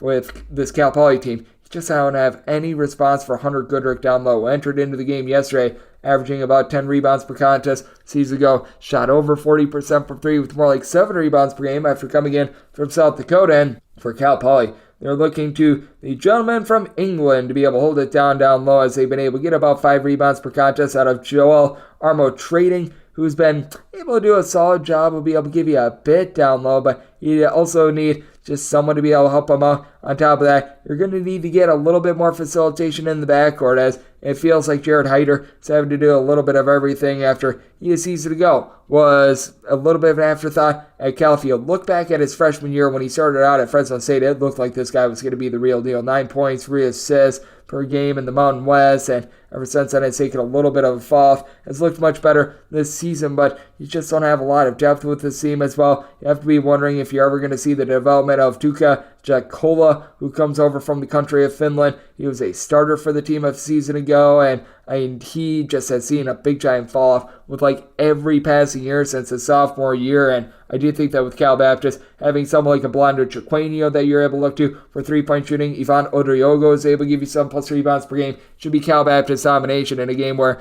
I think that we're going to see things be slow, grimy. Cal Baptist has really implemented a lower tempo system in which they've given up 66 points or fewer in every single game this year. And for Cal Poly, they have had a tough time being able to break the 66-point plateau over the last few seasons in general. I did set my total at 134.5. I think this has went a little bit too low because I do think that Cal Baptist going to get open looks on just a rough Cal Poly team, but I also think that Cal Poly gets housed in this one. Willing to lay up to 12 with Cal Baptist and taking a look at the over, 681, 682 on the betting board. It is USC, and they play also Brown. What can Brown do for you? Well, if they lose by fewer than 17 points, they'll make you money. They are between 17 and 18 point underdogs with a total between 142 and 142.5. And with USC, I did set them as favorites of 14.5. So being able to get 15 or more, I'm going to be willing to take the points with Brown. With Brown, this team has been one of the better mid-major defenses in all of college basketball, and they bring back guys that are able to light it up on the perimeter, as you've been able to get good production out of Keno Lilly Jr. Season ago, shot 40% from 3, 17 points per contest.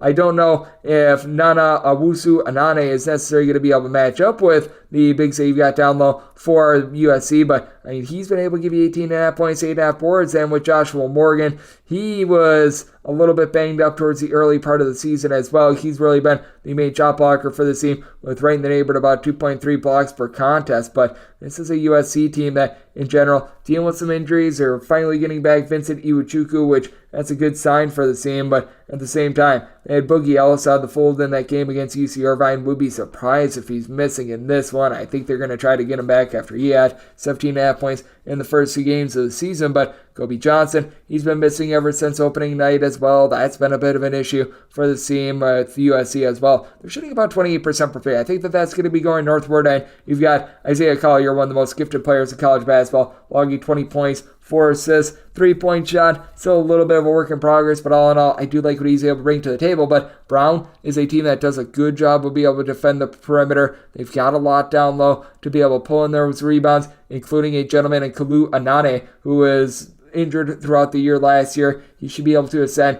in his sophomore campaign. So I do think that things get tied down a little bit more in this spot. Set my total at a 142.5. So here at a 142.5. At this number, I'd be looking at the under, but I'm going to be waiting on a little bit of line movement. If we get to 142 or less, we'll get over 143 or higher. Going to be taking a look at the over. But with Brown, going to be willing to take the 17-18 I'm seeing right now. Now we head to the Myrtle Beach Invitational, 683, 684 on the betting board. 7:30 a.m. Pacific time tip between Wyoming and Furman. Furman, a 6-2, a 6.5 point favorite, and your total is between 153 and 153.5. I made Furman a 7-point favorite. I'm going to be willing to lay it. I recognize that Wyoming has been out there on the East Coast for a few days, but this is still a really stinking early tip, even if they're mountain time. That's a 8:30 a.m. local time tip for them, so boy, oh boy, they're going to be dealing with that. And for this Furman team, I do think that even though they lose quite a few pieces from that team that was able to win a game in the NCAA tournament a season ago, they still have just way more than this Wyoming team who they bring in Sam Griffin. Sam Griffin for Wyoming has been rock solid, giving the team 19 points per contest season ago over at Tulsa. 15 points, a pair of assists per contest on a team that really had bare bones, but Marcus Foster on the flip side for Furman, I think is the better of the two guards. Last season, 10.5 points, 5 boards, high 30s, 3-point shooter, and now he's been able to deliver about 23.5 points per contest, losing Jalen Slauson from his season ago. Rough for this bunch, but you've been able to get about 5 rebounds, 8 points per game out of Ben Vanderwall, who's been able to elevate at 6'7". He's capable of popping threes. JP Peegs has been a really good facilitator as well. Last year had 4 assists and 1.8 turnovers per contest, 6 assists thus far this season, and was a mid-30s point shooter a season ago as well. On Furman, right now they're shooting as a collective 30% from 3. That is going to be going northward. Meanwhile, you've got a Wyoming team that is very sloppy, 17 turnovers per game, shooting about 37.5% from 3, a number that I do think is going to be going downward with a cool Cod. He's been able to do a nice job with 14 points, 3.5 assists per game, comes in from the non-Division I level, but the 3.5 turnovers per game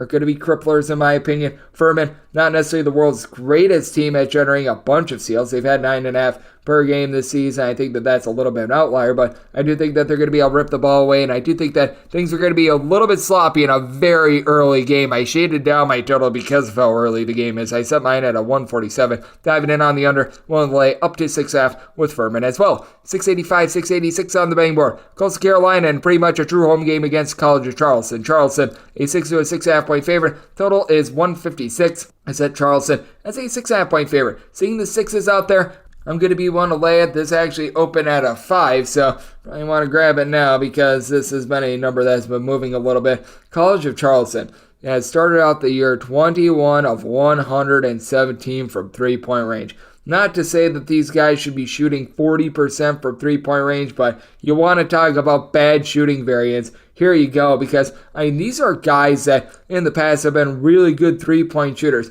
Rain Smith is right now shooting 20% from 3-point range. Last year shot 34% from 3. 2 years ago shot 37% from 3-point range. Ben Burnham, he's been able to give you 14 points per contest, but last year he shot 44.5% from 3. Might have been a little bit of an aberration, but he's better than the 26% 3-point shooter that he's proven to be right now. And for Charleston, even with this just ice-cold 3-point shooting, they've been in darn near all their games. They still do a good job of rebounding by committee. You've got 5 separate guys. They're able to give you north of 4 rebounds per contest, so I think that's big, especially with having Ante Badazovic, the 6'10" gentleman down low. He's going to have his hands full with Jinka Ojiako, who comes over from George Mason, 6'10" gentleman that has been able to log about 8 rebounds per game. And for Coastal Carolina, Henry Abram has been able to do a good job of being able to give you a little bit of facilitation. He's been able to dole out right around 4 assists per game, as very much a pass first guy. He's averaging more assists than points right now. And then you've had Kevin Easley, had to be Mr. Do-It-All this far, 14 points,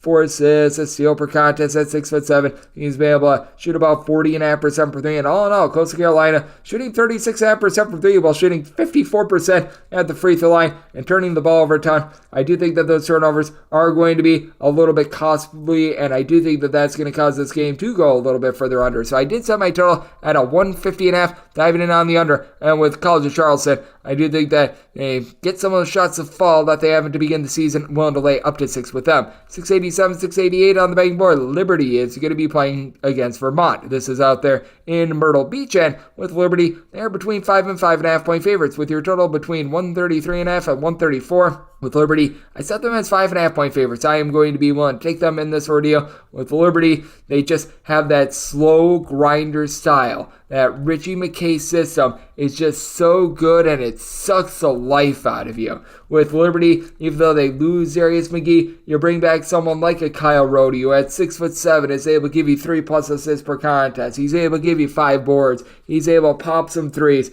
You've had Brody Pebbles really become a nice primary scorer with a double-figure amount of points per game. He's a career north of 35% 3-point shooter. Pretty much everyone on the floor for this bunch is able to pop it from the outside. And then you do have a Vermont team that they've got a great system as well under John Becker, and they've been able to get a lot the 6'8" combo player that returned from a season ago, and Matt Ferrato. He was able to average double figures in conference last year, but he's pretty much the lone primary scorer from a season ago. He's been able to log about 13 points per contest, and he's been able to get some relatively good production of TJ Long. He's been able to give you about 15 points per contest. Do like what I'm seeing there. Shamir Bogues has come in from Tarleton State, and that's given the team ability to be able to generate more steals than a season ago. Vermont always very efficient on the offensive end, shooting 39% from three. Vermont always super duper slow as well. Both of these teams ranked outside the top 250 in terms of possessions per game each of the last 6 years. I think you're in for a little bit of a slog, but I do think that you're in for some efficient offense. I did, as a result, set my total at 133.5. At a 134 like I'm seeing right now at a few books, I'm going to be one to dive in on the under, but I'm right there on about a 133.5. And then with Liberty, I did set them as a favorite of 5.5 points, so I want to lay 5 with them, and over 134 higher, diving in on the under. 689, 690 on the betting board. St. Louis is going to be playing against Wichita St. This is out there at Myrtle Beach, and with St. Louis, they are underdogs of 4.5 points. Your total on this game is between 149.5 and 151. I did set Wichita State as a 4-point favorite. Now that we're getting 4.5 on St. Louis, as the opener was 3, I'm going to be willing to take the points. With Wichita State, like what I'm seeing out of Kobe Rogers, began his career over at Siena and is a good go-to scorer, as he's been able to give the team north of 13 points per contest. Relatively solid 3-point shooter in his career 2 seasons ago. Was able to shoot about 43% from the outside, and for St. Louis, just dealt a really big blow at Sincere Parker, their top scorer. He's dealing with some sort of like a broken foot, something lower body is broken, and he is not going to be out there on the floor for the foreseeable future. So that's not great to say the least, as he was really the team's primary scorer. So now you're going to be looking to the rough and tumble Mr. Terrence Hargrove to be the main guy for the team, who has been able to log about 14.5 points, 6 boards at 6'5", is able to bury about 40% of his threes. And in that first game against Vermont, you tell that the man that they had bringing up the ball quite a bit, Mike Meadows, is up for the task. Mike Meadows, he did a lot of facilitating when he was over at Portland. He's a guy that's able to give you about 2.5, 3 assists per contest. And Gibson Jimerson, always a good off-the-ball shooter. He has, throughout his college basketball career, shot at least 39.5% from 3 in every one of his games throughout his career, but can be very streaky as well because he doesn't necessarily do a lot with the ball in his hands. At the same time, though, you have a Wichita State team that they've got versatility with someone like Kenny Poto, who's 6'11", is capable of popping threes, but it does feel like they've got some lazier big men. They do bring it down original. Hubert Say will bring this team a little bit of rough and tumble after he began his career at Missouri State. He's been able to give the team about 8.5 rebounds per game, and Xavier Bell, it's been a nice find for the team. He's been able to give you 17 points,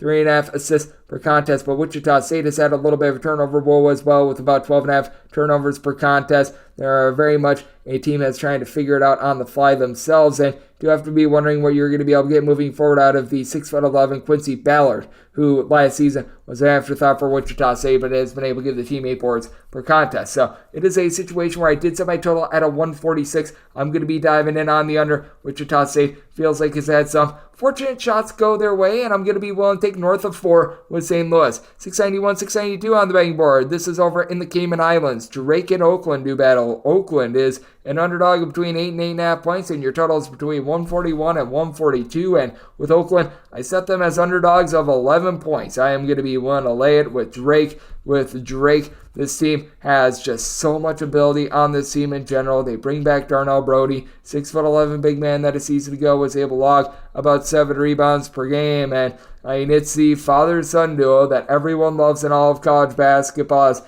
You've been able to get great production over the last few seasons from Tucker DeVries, who's just an absolute stat sheet stuffer. Season ago was able to log 15-plus points, 6-plus rebounds per contest. Remember, as a freshman, he had a little bit of a tough time when they put the ball in his hands a lot. They had him play off the ball a little bit more last season, but they've been having him get the ball in his hands quite a bit more this year, and it feels like he's a little bit of a different player. At 6'7", it feels like he's now Mr. Do-It-All for this Drake team. And then you've also got someone in the backcourt to be able to take a little bit of the pressure off in Aiton Wright. Another guy that plays a little bit more off the ball, but last season over at Cal State Northridge was able to log about 16.5 points per contest. You've got overall some nice pieces at the front. It is a little bit of a top-heavy team. You're going to need to have someone like a Kyron Gibson who comes in from UT Arlington to be able to step up, but I do like the front-end talent of this team. And then you've got an Oakland team that they played within 11 points against both Ohio State and Illinois, so they're actually looking a little bit better this year, especially on the defensive side of things with Trey Towson, their main man. 18.5 points, 7.5 boards.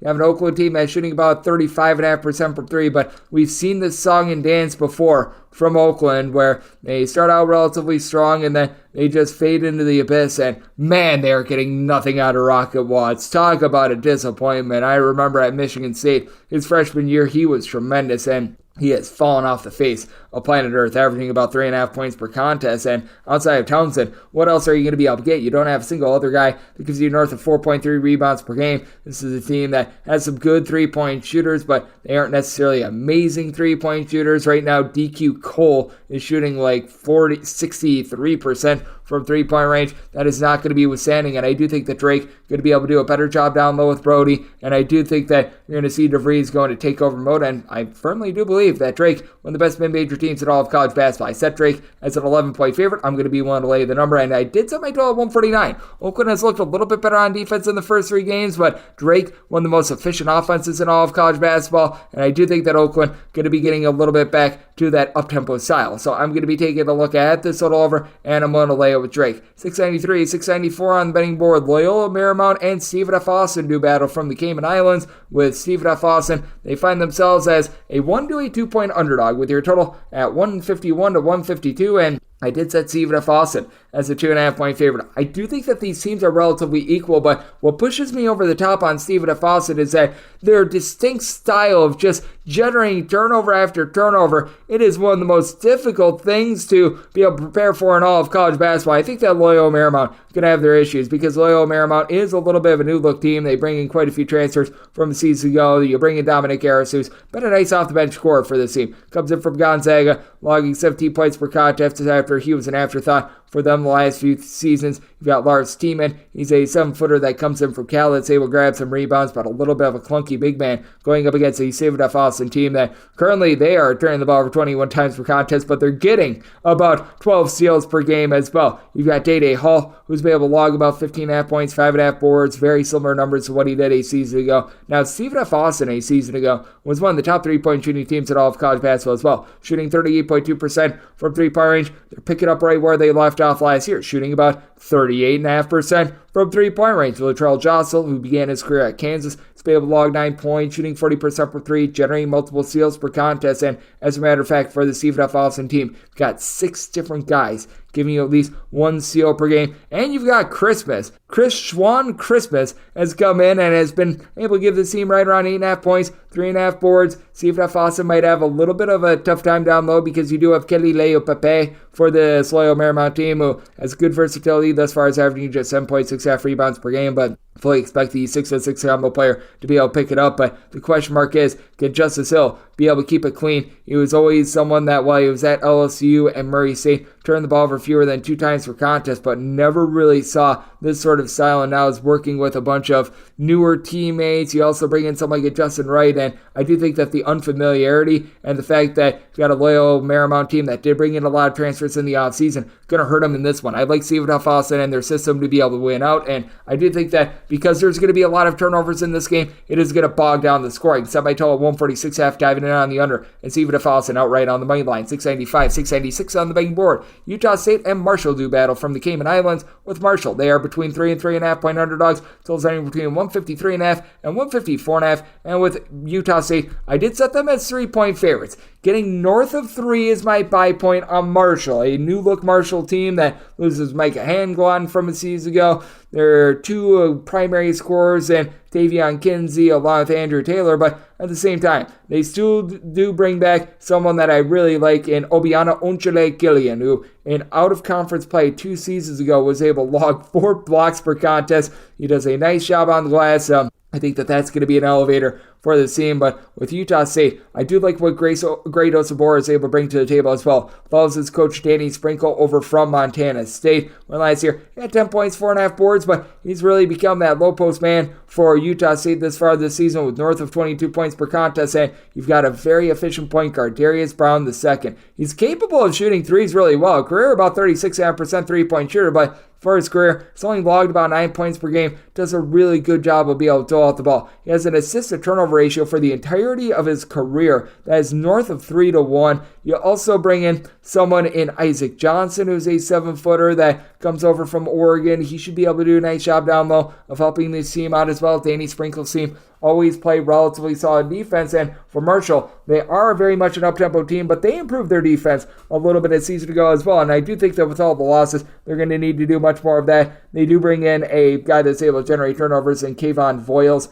He was a prime part of what Maryland Eastern Shore was able to do a season ago with 2 steals, 13 points per contest. Got a Marshall team that's been having a tough time from three-point range, really other than Cameron Kerfman, who's shooting 44% from the outside, 16.5 points per contest. But really, other than Onchale Killian, along with Nate Martin, you don't necessarily have a ton down low on the depth. Really lacking for a Marshall team that is looking to play up-tempo. I did set my total at 153 with Danny Sprinkle. I do think that he's going to have Utah State playing more slowly this year, so taking a look at the under. And with Utah State, going to make them a 3-point favorite. I do think that Marshall is going to be able to hold in there with their low post play. So at a 3.5 or more, I'm going to be willing to take the points with Marshall, and I'm going to be diving in on this total under. 697, 698 on the betting board. Akron and Florida International are playing in the Cayman Islands, but Akron, they are an 8 to an 8.5 point favorite, and your total is between 145 and 145.5. With Akron, I set them as 9.5 point favorites. I am going to be willing to lay the number with Akron. You bring back Ali, who was just so good when that team made the NCAA tournament 2 seasons ago at 6'8", does a nice job being able to pop about a 40% clip from 3-point range, and they go up against a Florida national team that they are looking to run it and gun it and just jam it down your throat. This team does a good job of being able to force turnovers, but at the same time, they have their ball security issues as well, with 18.5 turnovers per contest. They bring in Jonathan Ibar, who was playing in the state a season ago over at North Florida, was always a relatively solid producer at 6'9", 8.5 points, right around about 3.5, 4 boards per contest and a block, but has not really elevated this defense. They also lose Stanford Jones, their top scorer from a season ago, so it's really up to a pair of guards, and Arterio Dean along with Deshaun Giddens, who have both been able to give you about 13 points per contest, and they're shooting about from 3, but nobody else really is. This team as a whole shoots about 31% from the outside. They go up against an Akron team that's been one of the best mid-major defenses in all of college basketball the last few seasons, and Enrique Freeman is going to be able to eat their lunch down low. 12 points, 13 rebounds per game now.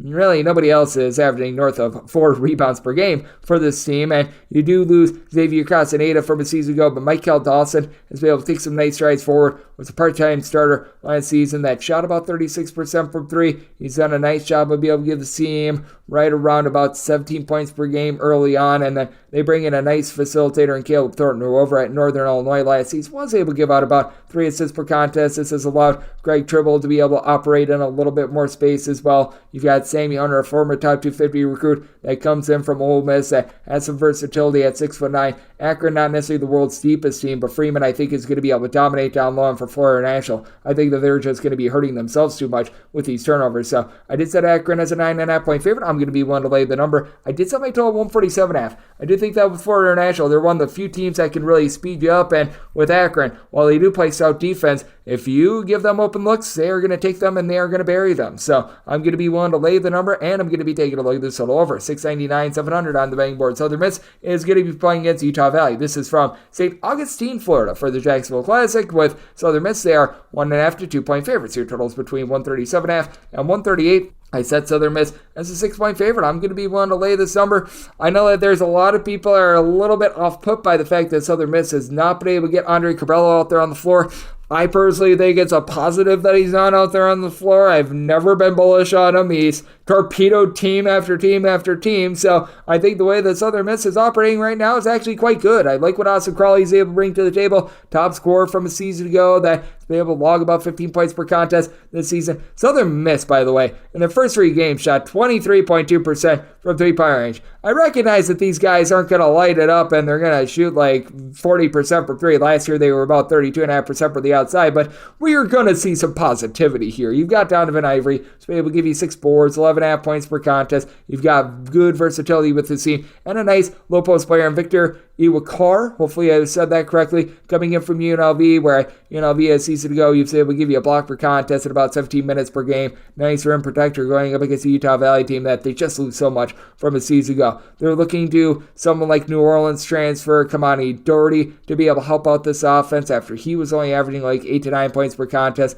out in the Southland. You've got Jaden McClanahan, who's been able to be a nice edgy stuffer for this team. He's not necessarily a primary scorer, but about 7 points, 6 boards, 5 assists. You're going to be certainly taking that for Utah Valley as a whole. They should also see some positivity. They're shooting 21.7% from three-point range. Again, not an amazing three-point shooting team. They're better than that. And then you've got Trayvon Doris, who comes over from Utah State, where he was a starter last year, and he gave the team about a block per contest. So I do think that this is a really interesting chess match. I did set my total at 140. Southern Miss, they do try to generate quite a few turnovers, and they're a mid-tempo team. Utah Valley last year under Mike Madsen was a very up-tempo team. I think that they're going to be looking to slow it down a little bit, but both of these teams I think are going to heat it up from three-point range. Even in a neutral court environment, I do think that they are better than what their offensive numbers have shown, so I'm going to be willing to take a look at the over, and I just think that Southern Miss has a better backcourt. I'm going to be willing to lay it with them. 7-1, 7-2 on the betting board. Cornell and Cal State Fullerton do battle from Jacksonville. Cornell, a 5 to 5.5 point favorite. Your total is between 153 and 153.5. With Fullerton, I made them underdogs at 5.5 points. 5 is the max I'm willing to lay with Cornell, but I'm going to be willing to lay it with Cornell. They've had a little bit of bad shooting variance as well. Now, Cornell is going to let it fly from three-point range. This is a bunch that they really like to push the tempo. They've got pretty much 8 or 9 guys in their rotation. They're all capable of shooting threes, shooting 41.5% per three, but the 16 turnovers per game have really been robbing them, shooting about 64.5% at the free throw line. And it's a little bit of an issue as well. But what I do like about this Cornell team is that they are able to rebound by committee as well. You do have 5 separate guys that are able to give you at least 4 rebounds per contest. If you're able to get a little bit more moving forward out of Evan Williams, who was a complete afterthought last season, that would be big for them as he's been dealing with a little bit of an injury, limited to just 1 game this season. Guy Ragland has been able to do a nice job after he had about 9.5 points per contest last season. Last season, he shot 27.5% per three after he shot 38.5% the season before. Right now, shooting 63.5% per three. We should see a little bit of a fall off there. And for Cal State Fullerton, they are dealing with the loss of a lot of their top guys from a season ago, including their top scorer, Latrell Wrightsell. Him being out of the fold, that is rough, as you do lose pretty much 3 out of your top 5 scorers from a season ago. What I do like for this team is that they bring in Dominic Bruton, who was over at Alcorn St. He's become a nice facilitator with about 5 assists per game. That allows Max Jones, a little bit of a 6'4", do-it-all guy, to be able to continue to play off the ball after he had 39.5% three-point shooting with 12.5 points, 2.5 assists per contest a season ago. But other than Vincent Lee, you really don't have a lot down low. Losing Troy San Antonio is one of the more underrated defensive players out there in the mid-major ranks. That's been a little bit rough. Been able to get about 6.5 rebounds per game out of Grayson Carper, who was a bit of a sixth man for the team a season ago. 4 points, 3 boards, and about 17.5 minutes per contest. I do think that he's going to continue to take strides forward, and I did set my total lower. Fullerton, traditionally a very slow defense-oriented team, and for Cornell, I do think that they're going to have a little bit of tough time shooting in a neutral court environment, so I did set my total at 145.5. I'm going to be taking a look at the under, but with Cornell, I do think that they find a way to get the job done just with all their sheer depth. I'm willing to lay up to 5 with Cornell and taking a look at the under. 7-3, 7-4 on the betting board, also from Jacksonville. You've got George Mason taking on Charlotte. Charlotte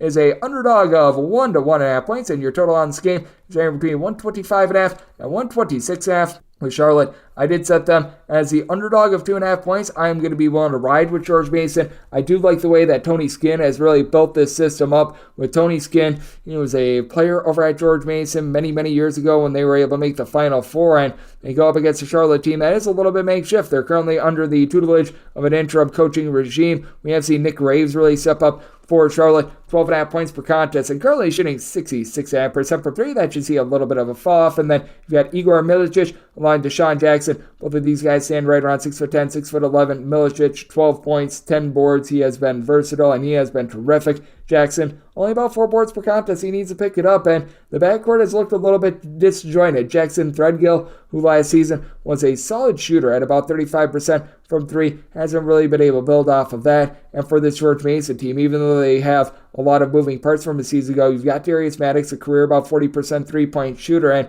a nice statue suffer from a season ago, Ronald Polite II. Last year over at George Mason, he stuck with the system despite the coaching change. 11.5 points, 3 boards, 4 assists, a steal on 36% three-point shooting. Not going to dominate in one aspect, but does a lot well for the team that has a duo in Amari Kelly and Keyshawn Hall currently combining for 16.5 rebounds per game. George Mason doing a solid job down low. They've got nice depth in the backcourt. Jared Billups is a nice on-ball defender that comes in from Siena. I do think that this is going to be a defense-oriented game, but I think we've gone a little bit too far because I do think that this is going to be a little bit more of a nip-and-tuck game. I did set my total at a 128.5, so looking at the over with George Mason, I do think that they've got enough scoring to be able to get the job done. Set George Mason as a 2.5 point favorite, so one to lay the 1 to 1.5 and going with the over. 7 to 5, 7 to 6 on the betting board. Central Florida is going to be playing against South Dakota State, also out there in Jacksonville. Central Florida, a 6 to a 6.5 point favorite. Your total is between 146 and 146.5, and with Central Florida, I did set them as a favorite of 2 points. I'm going to be willing to take the points.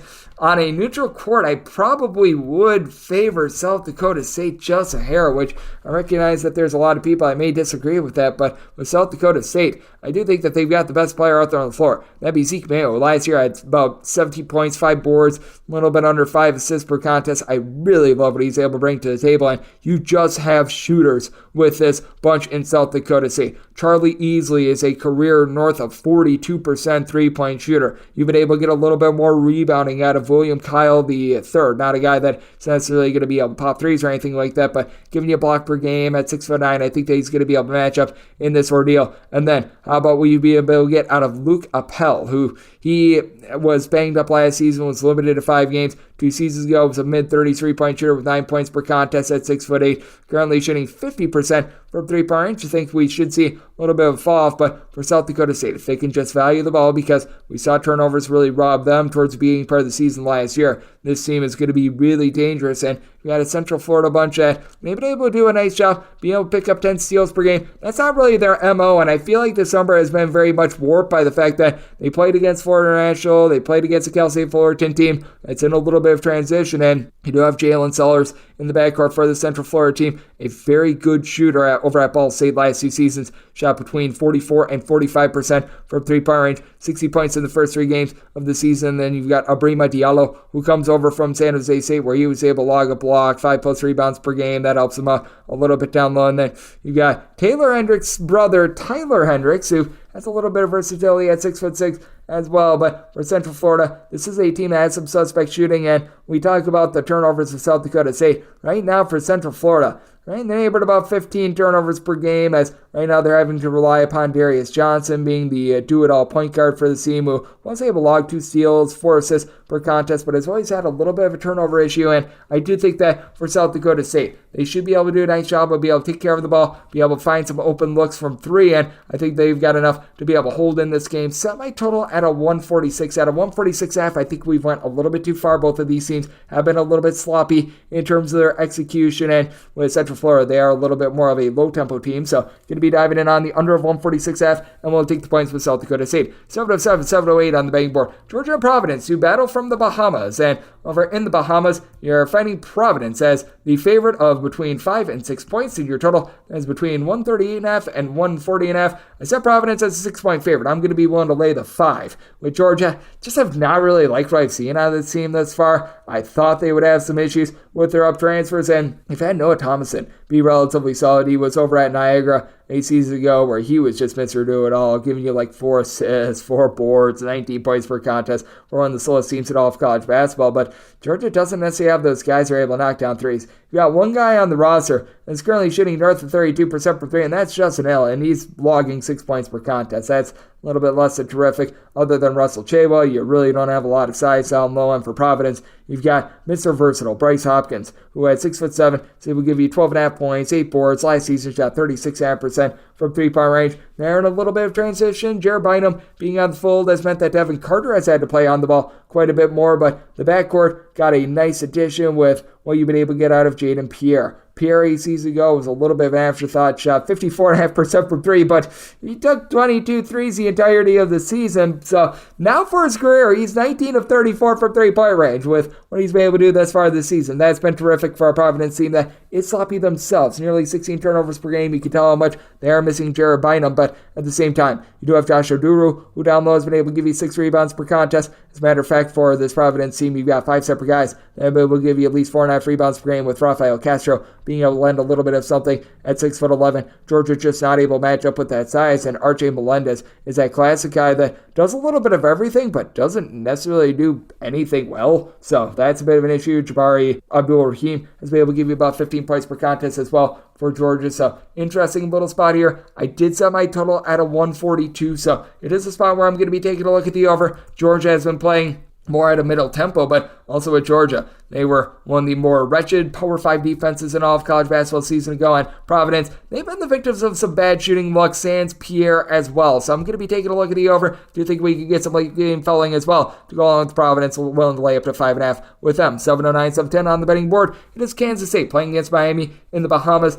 Miami is a favorite of 3 to 3.5 points. Your total is between 157 and 157.5 with Miami. I set them as 4.5 point favorites. I am going to be willing to lay this number with Miami. I just think that they flat out outclassed a Kansas State team that you can tell that they're missing Daquan Tomlin. They got the job done in overtime against Providence, but the team is not the same on the glass without him. And on top of that, now you have to go up against a Miami team that has gotten a lot more facilitation this year out of their returning pieces, as they did have to move on from guys like Isaiah Wong and company, but at the same time, you do bring back Nigel Pack, who's been able to pack it in from three-point range throughout his career, but has made a nice transition, having the ball in his hands a little bit more. 5 assists per contest, three-point shooting is down, but you've got Wooga Poplar to be able to help out with that. Wooga Poplar, how about 18.5 points, 6 boards, shooting 59% from 3 for a Miami team that they're going to cool down a little bit. They're shooting 44.7% from 3, 82.5% at the free throw line. These are not sustainable numbers, but they, much like they did 2 seasons ago, are once again generating steals with a little bit over 9 steals per contest, and then you've got Nochad Omir, who should be able to win the battle down low. Right around 9.5 boards per contest. Now, David Ngesson is not chopped liver. He's at 6'9",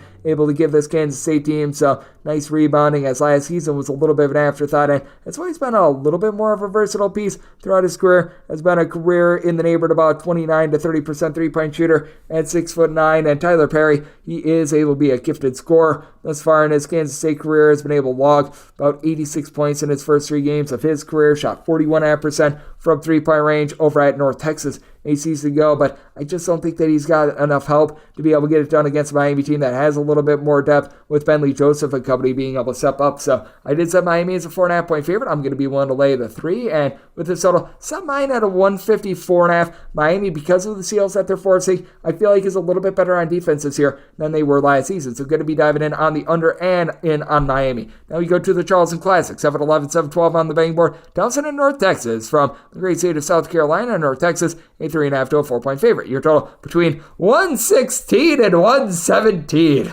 Oh, good grief. I'm willing to set a low total. I'm not willing to go this low. I set my total at a 123. I do think that you might be in for some late game fouling in this one. It is going to be slow and controlled. There's no question about it, but I do think that North Texas is going to be able to find a way to be able to get past 60 and push his total over. So going to be taking a look at the over. And with North Texas, I did set them as a 5 point favorite, so I am going to be willing to lay it. This Towson team is just not what they have been in past years. Cam Holden was last year a guy that could go off for a triple-double on any given night. They do bring back Charles Thompson from a season ago, who's been able to give the team 9 rebounds per game, but for North Texas, they should be able to win that battle down low. They bring in a guy that I really like in Robert Allen, who began his career over at Murray State, played a little bit at Ole Miss. It's not been much of a scorer, but 8.8 rebounds per game. And then you got Mule Sissoko. Last 3 games of the NIT last season, he had a combined 30 rebounds against UAB, Wisconsin. I think Oklahoma State was the other game. So he's able to do a nice job there. And you do have some solid scoring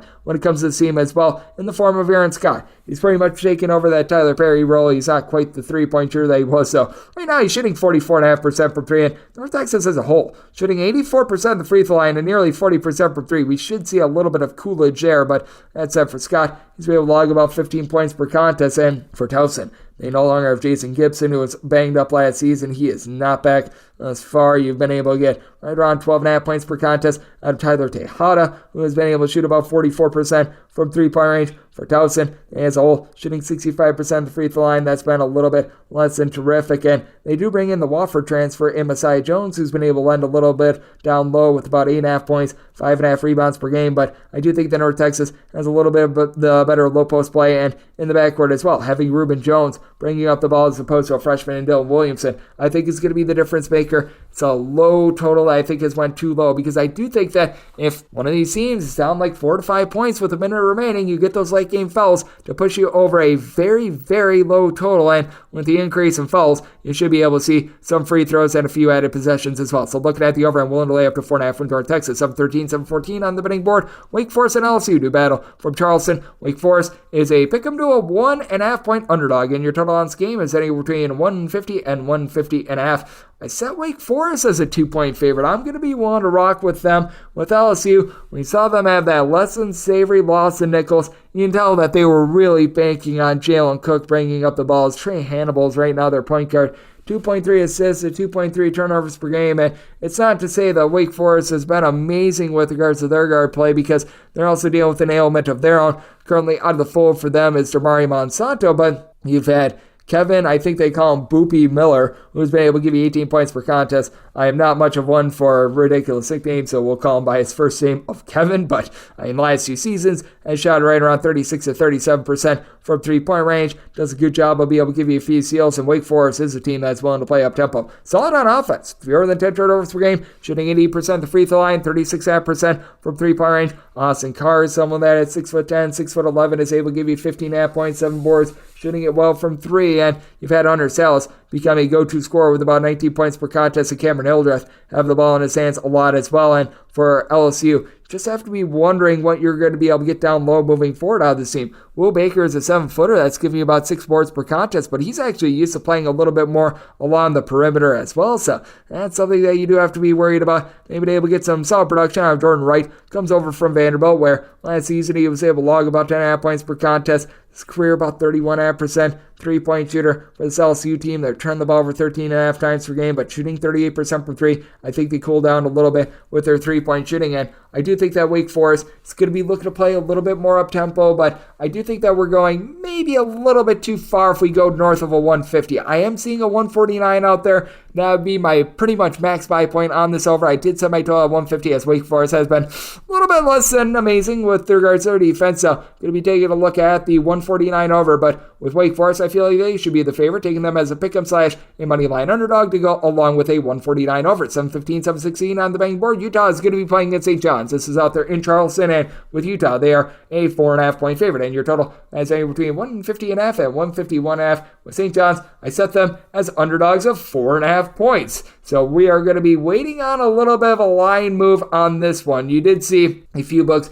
open this up a little bit closer to 4, but very much as I record this podcast, you've got 4.5 across the board. Personally, I'm hoping to lay a 4 rather than take a 5 with St. John's, because this is a St. John's team that's a little bit out of whack right now. Joel Soriano was able to log a double-double for this team a season ago, and you do have Jordan Dingle, who he led all of college basketball in terms of returning players, in terms of points from a season ago, but you tell that there's just not a lot of chemistry, there's not a lot of oomph with this team, for lack of a better term, and Utah is playing with a lot of zest and zeal, with the Carlsons doing a nice job down low. Brandon Carlson, along with his brother Ben Carlson, are combining for 11 rebounds per game. Brandon is able to give you north of a block per contest. At 7 feet tall, he's able to pop threes. Utah is turning the ball over a little bit too much with 13 turnovers per game, but I like what Raleigh Worcester is able to bring to the table. 7.5 assists, 2 steals, and 1.8 turnovers per contest, while shooting north of 40% from three-point range. For St. John's, you can tell that this team does need to find its identity. Are you going to be able to get good versatility out of guys like Chris Ledlum, Glenn Taylor Jr., as Ledlum has been solid on the boards, has been a little bit of a liability on offense, has been a little bit clunky with regards to his rotations as well. The only thing that he's really done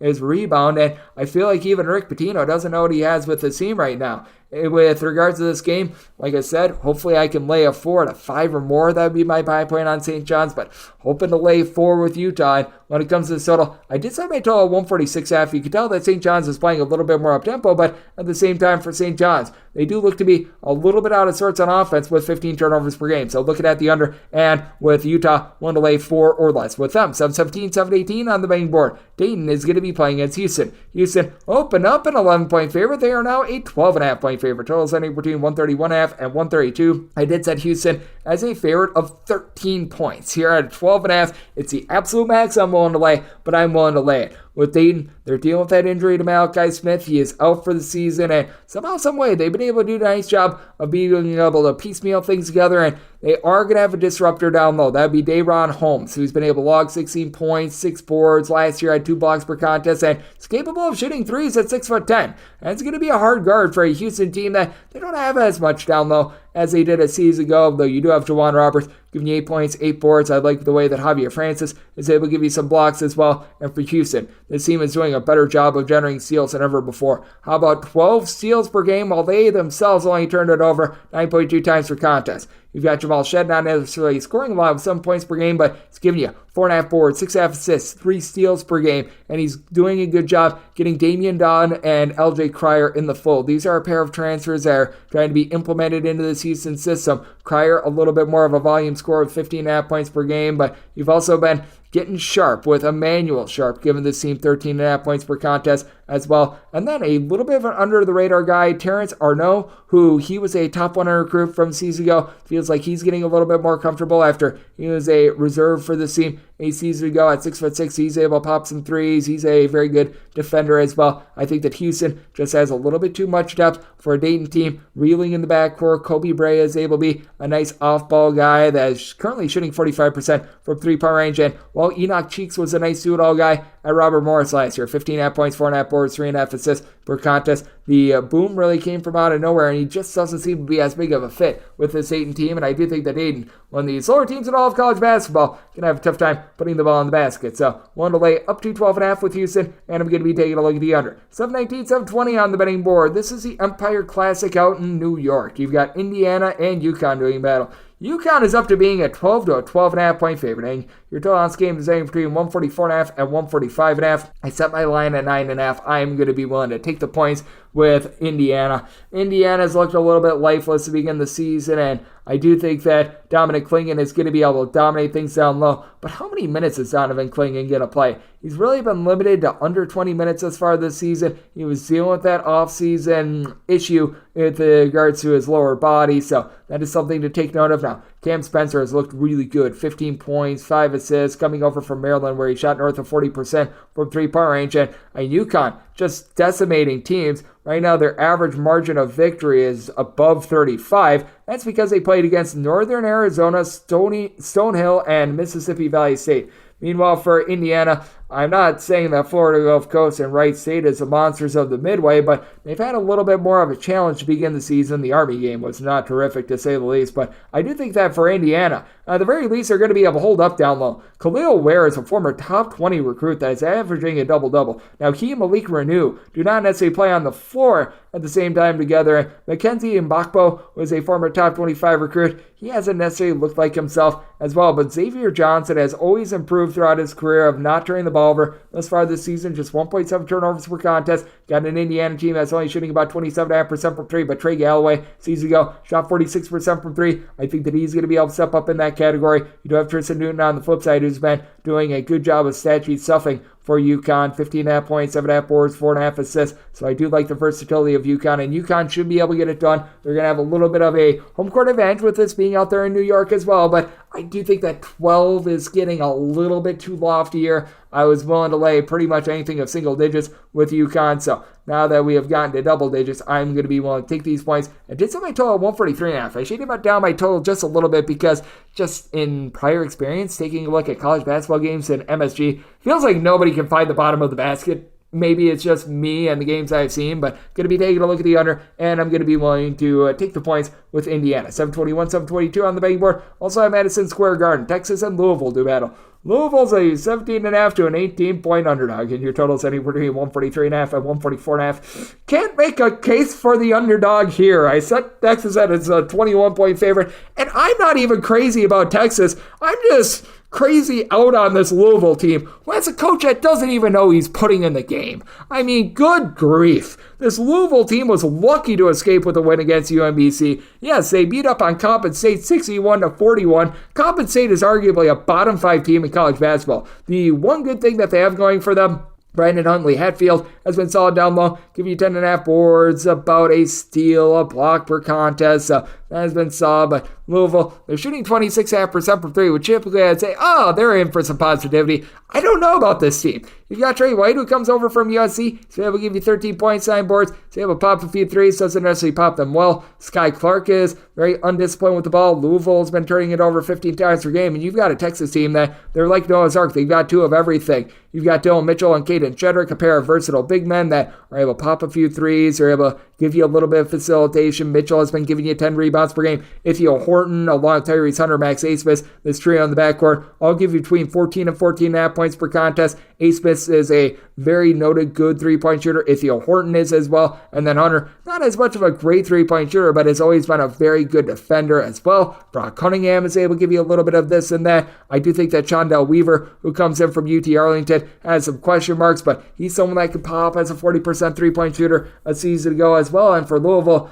they're just trying to find out if they can have guys that are able to play. It's been a very, very rough go of it for them, so this is a spot where I set my line at 21. I'm going to be willing to lay it with Texas. Louisville has been rough on offense. They have been rough on defense. I do think that Texas is going to suck the life out of Louisville as they have given up now 64 points or fewer in every one of their games this far this season, so set my total at 143, diving in on the under, and I'm going to be willing to lay it with Texas. 723, 724 on the main board. Northwestern is playing against Mississippi State. This is in the Basketball Hall of Fame tip-off. Northwestern a 4.5-point underdog, and your total on this game is 130. I set my line at 4, so having the look on 4, I'm going to be willing to take the points with Northwestern. Northwestern is going to have a tough time down low because you do have, even with Tolu Smith out of the fold, so much size with something like DJ Jeffries, who for Mississippi State has been able to give you about 7 to 8 rebounds per game. And Jimmy Bell Jr., who was underutilized apparently at West Virginia last year, he is currently averaging a double-double for this Mississippi State team. They certainly fortified their three-point shooting as well with Trey Fort, who he comes in as a junior college transfer, has been able to give you double figures, didn't necessarily light it up yesterday against Washington State, but still has been able to do a pretty rock-solid job for this bunch. And for Mississippi State, they were a top 10 team in terms of points allowed on a per possession basis last season, and this year they are much improved after they were 363rd in the country in terms of their three-point shooting percentage. But I do think the Northwestern holds in there because they've got the best point guard out there. That would be Boo Buie. Boo Buie does a nice job of being able to value the ball. Didn't have any assists in that game against Rhode Island, but was able to generate a steal per contest. Relatively solid shooter. And for Northwestern, this team always does a very good job of valuing the ball. Last year, in terms of turnovers on a per possession basis, a top 5 team. They've had Ryan Langford come in from Princeton, and he's been able to integrate himself very well with a double-figure amount of points per game. And then it's just always someone in this backcourt that's able to step up. One night it'll be Ty Berry. The next night it'll be Langford. Sometimes you'll get something off the bench from someone that you don't expect, like Jordan Clayton in that game against Rhode Island. Was able to play 24 minutes. Didn't necessarily score a lot, but gave you 3 assists. Was able to do a nice job there. You've also had the Liberty transfer of Blake Preston be a do-it-all sort of player for the team as well. So there's a lot of ways for Northwestern to be able to hold in this game, and Northwestern does look a little bit better with their offense thus far this season. They were able to get to 70-plus in 3 out of their first 4 games, and for Mississippi State, they certainly do look improved with their offense as well. They have broken the 70-point plateau in each of their first 4 games, and I think that this is going to be a game that's going to be close enough to have late game following. Neither of these teams are super duper up-tempo, but both of these teams are aggressive, especially Mississippi State. So I did set my total at 132. I do think that we see some free throws in this game. Going to be taking a look at the over of Mississippi State. Myself as a 4-point favorite, so we'll take 4.5 or more with Northwestern. 725, 726 on the bang board. Washington State and Rhode Island do battle for Mohegan Sun as Washington State is a 5.5-point favorite. Your total is 142.5. With Washington State, I set them as a 3.5-point favorite. I'm going to be willing to take the points with Rhode Island. Rhode Island was absolutely horrible last year, but Washington State is in a lot of transition right now. They lose 4 of their top 6 scores from season ago. Andre Yagmoski has been solid for the team. He's been able to give them about 15 points per contest at 6'8". He's a career north of 35% three-point shooter, so that's something very positive. But you've got a lot happening with this Rhode Island backcourt that I like. You bring in Jaden House. He was over at high point last season. He's been able to give you 18 plus points per contest. Now, Rhode Island starting to cool off a little bit after they entered yesterday, shooting 37% for three, and hilariously, about 55% of the free throw shooting is way down in college basketball, by the way. Just throwing that out there. And then you've got Always Right doling out the ball for Rhode Island. Now, I'm not even kidding. That's his actual name. He's been able to give you about 3.5 to 4 assists per contest. Lewis Coatwright, who comes in from Quinnipiac, has been a nice facilitator over at Quinnipiac a season ago, was able to give you 4 assists per game. So you've got some nice ball handling with this Rhode Island team, and you don't have as much of that with Washington State. Washington State has been very much relying upon Miles Rice, who has come in as a freshman, and he's looked very solid. He's been able to do a nice job with about 15 plus points per contest, stoling out 3 assists, getting you a few boards for Washington State. They're shooting in the mid-30s from three-point range, and they themselves shooting about 60%. The free throw line going into this event, you've got Isaac Jones, who is a nice scorer over at Idaho. He's picked up right where he left off there with about 14 to 15 points per contest as well, but for this Washington State team, they've always had some very demonstrative home and road splits as well. I do have a little bit of question mark as what you're going to be able to get out of Jay Mullins along Joseph Yusufu in the backcourt. 2 guys I thought were going to be primary scorers are currently averaging fewer than 8 points per contest, and I think that Rhode Island is going to be able to hold in there in a game where I do think that we are going to be seeing both of these defenses step up a little bit more. Washington State just throughout the last few seasons has been one of the slowest teams in all of college basketball. In Rhode Island, they do have their issues with their offensive play as well, and they should cool down with their shooting. So, semi-total 135.5, diving in on the under end. Take the points with Rhode Island. 727, 728 on the betting board. This is a part of the Arizona tip-off between DePaul and San Francisco. The Dons of San Francisco between 5.5 and 6-point favorites. Total on this game, finding that anywhere between a 142 to a 143.5. And with San Francisco, I did set them as favorites of 7 points. So I am going to be willing to lay the number with DePaul. This team just looks absolutely deplorable right now. They were expecting to have Matt Etienne in the fold. He has dealt with injuries, which throughout the entirety of his career, shock, surprise, surprise. And for DePaul, they just have not been able to get a lot down low with all the pieces that they lost from a season ago. Meanwhile, with the San Francisco team, they've done a nice job of being able to bring in some pieces that have been able to elevate this team. Mongolian Mike is someone that at right around 6'8", he's able to throw out the ball, he's able to pop a few threes, really love what he's able to bring to the table. And then Jonathan Mogbo, he was in a very defense-oriented system last season at Missouri State. He's elevated the Dons in terms of their defense as well. He's giving you 7 boards, a block, a little bit over a steal, 15 points per game. So really like what he's able to do as well. And then when it comes to the DePaul team, they're just a little bit rudderless in terms of the way that they're trying to dole things out. They have a true freshman in Jaden Henley, actually a sophomore in Jaden Henley, who comes over from Minnesota, trying to really help out this team, and he clearly just does not have much of a knowing of how his team is operating in general, as DePaul is averaging 15 turnovers per contest. Chico Carter throughout his career has been a 40% three-point shooter. Should expect his about 28% three-point shooting to be elevated a little bit, but Caleb Murphy is a guy that I thought was going to be an impact player when he came in from South Florida. He has been anything but that, and I do think that with San Francisco, having depth in the backcourt, having Marcus Williams being able to give you 13 points per contest, having someone like an Isaiah Hawthorne who comes back from last season after he shot in the neighborhood about 39% from three-point range, that is just so paramount in this spot, and I do think that San Francisco should be able to roll once again against a DePaul team that year in and year out, they're in the bottom 125 in terms of points allowed on a per possession basis. So I did set my total at a 145. San Francisco has a lot of guys who are able to bomb it from 3, so we're going to be taking a look at the over on San Francisco. Want to lay up to 7 with them. 729, 730 on the betting board. South Carolina is going to be playing against Grand Canyon. Grand Canyon is between a 2.5 to a 3.5 point favorite, with your total between 143.5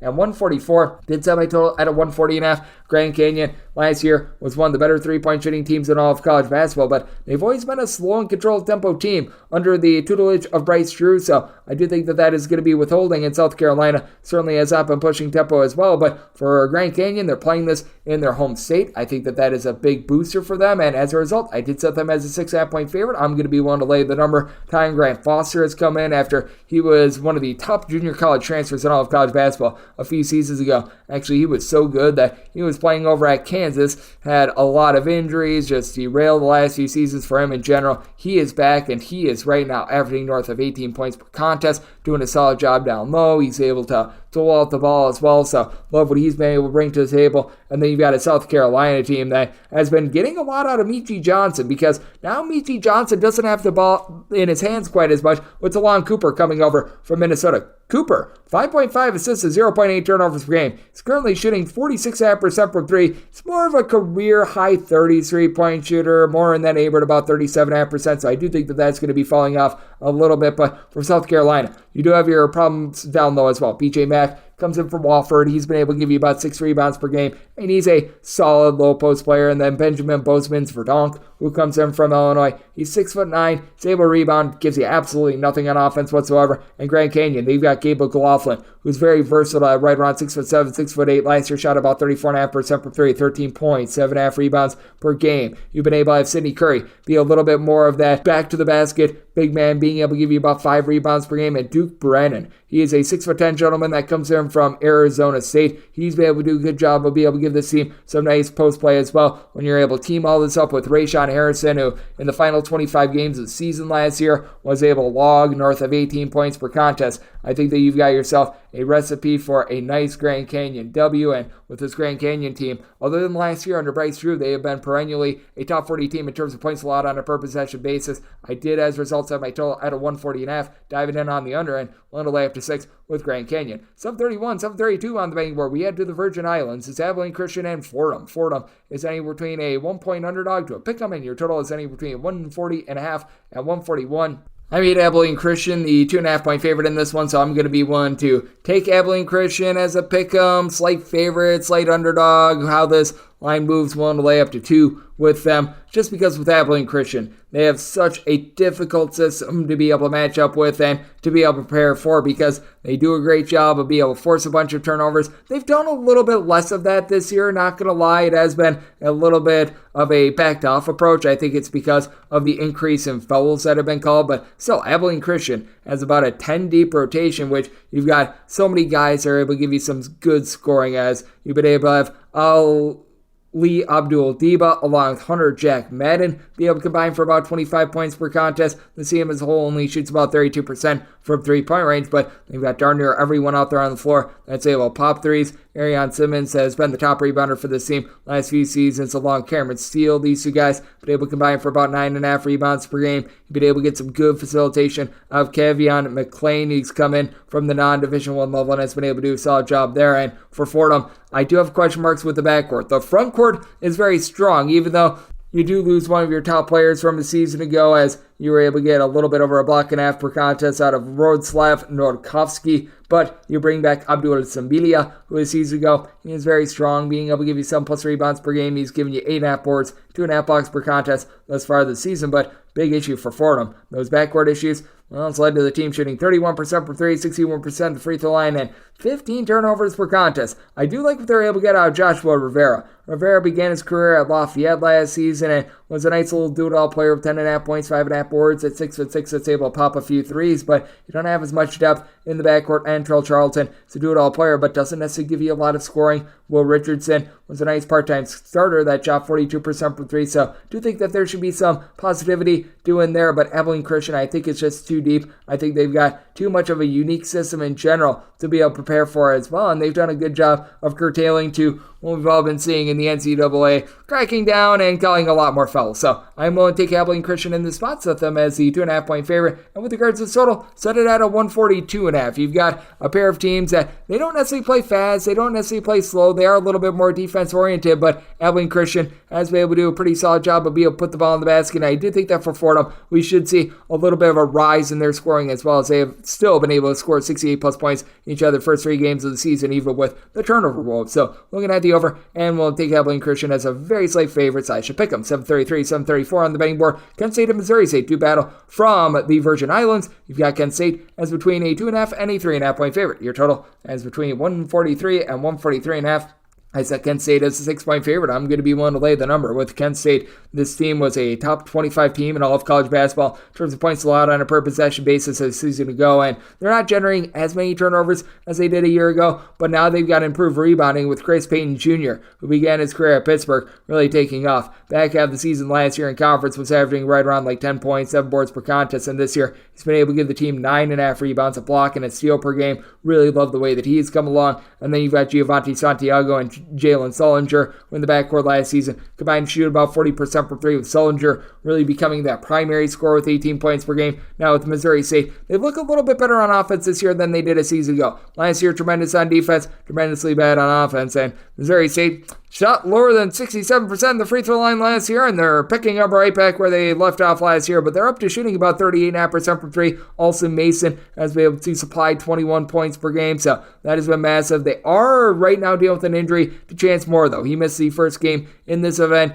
If he does play, he's probably not going to be 100%, so something to be mindful of. They've got a nice glue guy, Donovan Clay, at 6'8". He last year gave the team 3.5 assists, 5.5 boards, 12 points per contest. He had similar numbers thus far this season, but I don't think that this is as good of a shooting team as they've shown thus far, though. I do think that Cesar Edwards, the transfer from Xavier, should be able to take off a little bit more. He's only been able to give the team right around 5 points per contest, but for Kent State, even though they lose Sincere Carey from the season ago, picking up Reggie Pass in the transfer portal was big for them. The team, like I said, not generating as many steals, but relatively solid from three-point range. As their top 6 scorers, 4 of them are shooting at least 40% from three-point range, and if you go even further, actually 6 other top 8 are shooting at least 40% from three, so that is absolutely massive for this team. I think that they should cool down a little bit, but love this Kent State defense. You've got a Missouri State team that they love to slow things down as well, and I do think that Missouri State going to make things a little bit more slow. I do think that they're going to try to make life a little bit more difficult for Kent State, so I did set my total at 134. I think that Missouri State gets back to basics. Going to be taking a look at the under, but I think that Kent State still prevails. Going to be willing to lay the number. 735, 736. This is out here in lovely Las Vegas. You've got St. Mary's and Xavier doing battle. Xavier between a 3.5 to a 4.5 point underdog. Your total is between 135.5 and seeing a straight 135 out there as well. Did set my total at 133.5. I'm going to be going in on the under, and with St. Mary's, I did set them as a 5.5 point favorite. I'm going to be willing to lay it with them. Less than terrific last week or so for them, losing to Weber State, and then they lose that opening game against San Diego State where they just got flat out pounded in the second half, but this is a new-look Xavier team, which loses pretty much all of their top 5 scorers from a season ago. They were banking on Zach Fremantle coming back. He gets injured during the summer as well, so that has been far from terrific for the team, which means that Desmond Claude has had to step up, and he's been solid. He's been able to give the team about 18 points per contest after he was pretty much an afterthought on the team a season ago, and then won their international men of mystery, the gentleman from Lithuania, Gaitas Nemiska. Hopefully I said that correctly. He's been able to give the team right around 6 rebounds per game, but for St. Mary's, I do think that they're going to be able to bust out of this funk. Right now they're shooting 65% the free throw line and 27% from three. Word of caution, St. Mary's was not very good at the free throw line a season ago, so I don't necessarily think that that'll rise, but this team is a better shooting team than they have shown recently. So have Ada Mahaney, who's able to give you 15 points, multiple assists per contest, does a great job on the defensive side of things,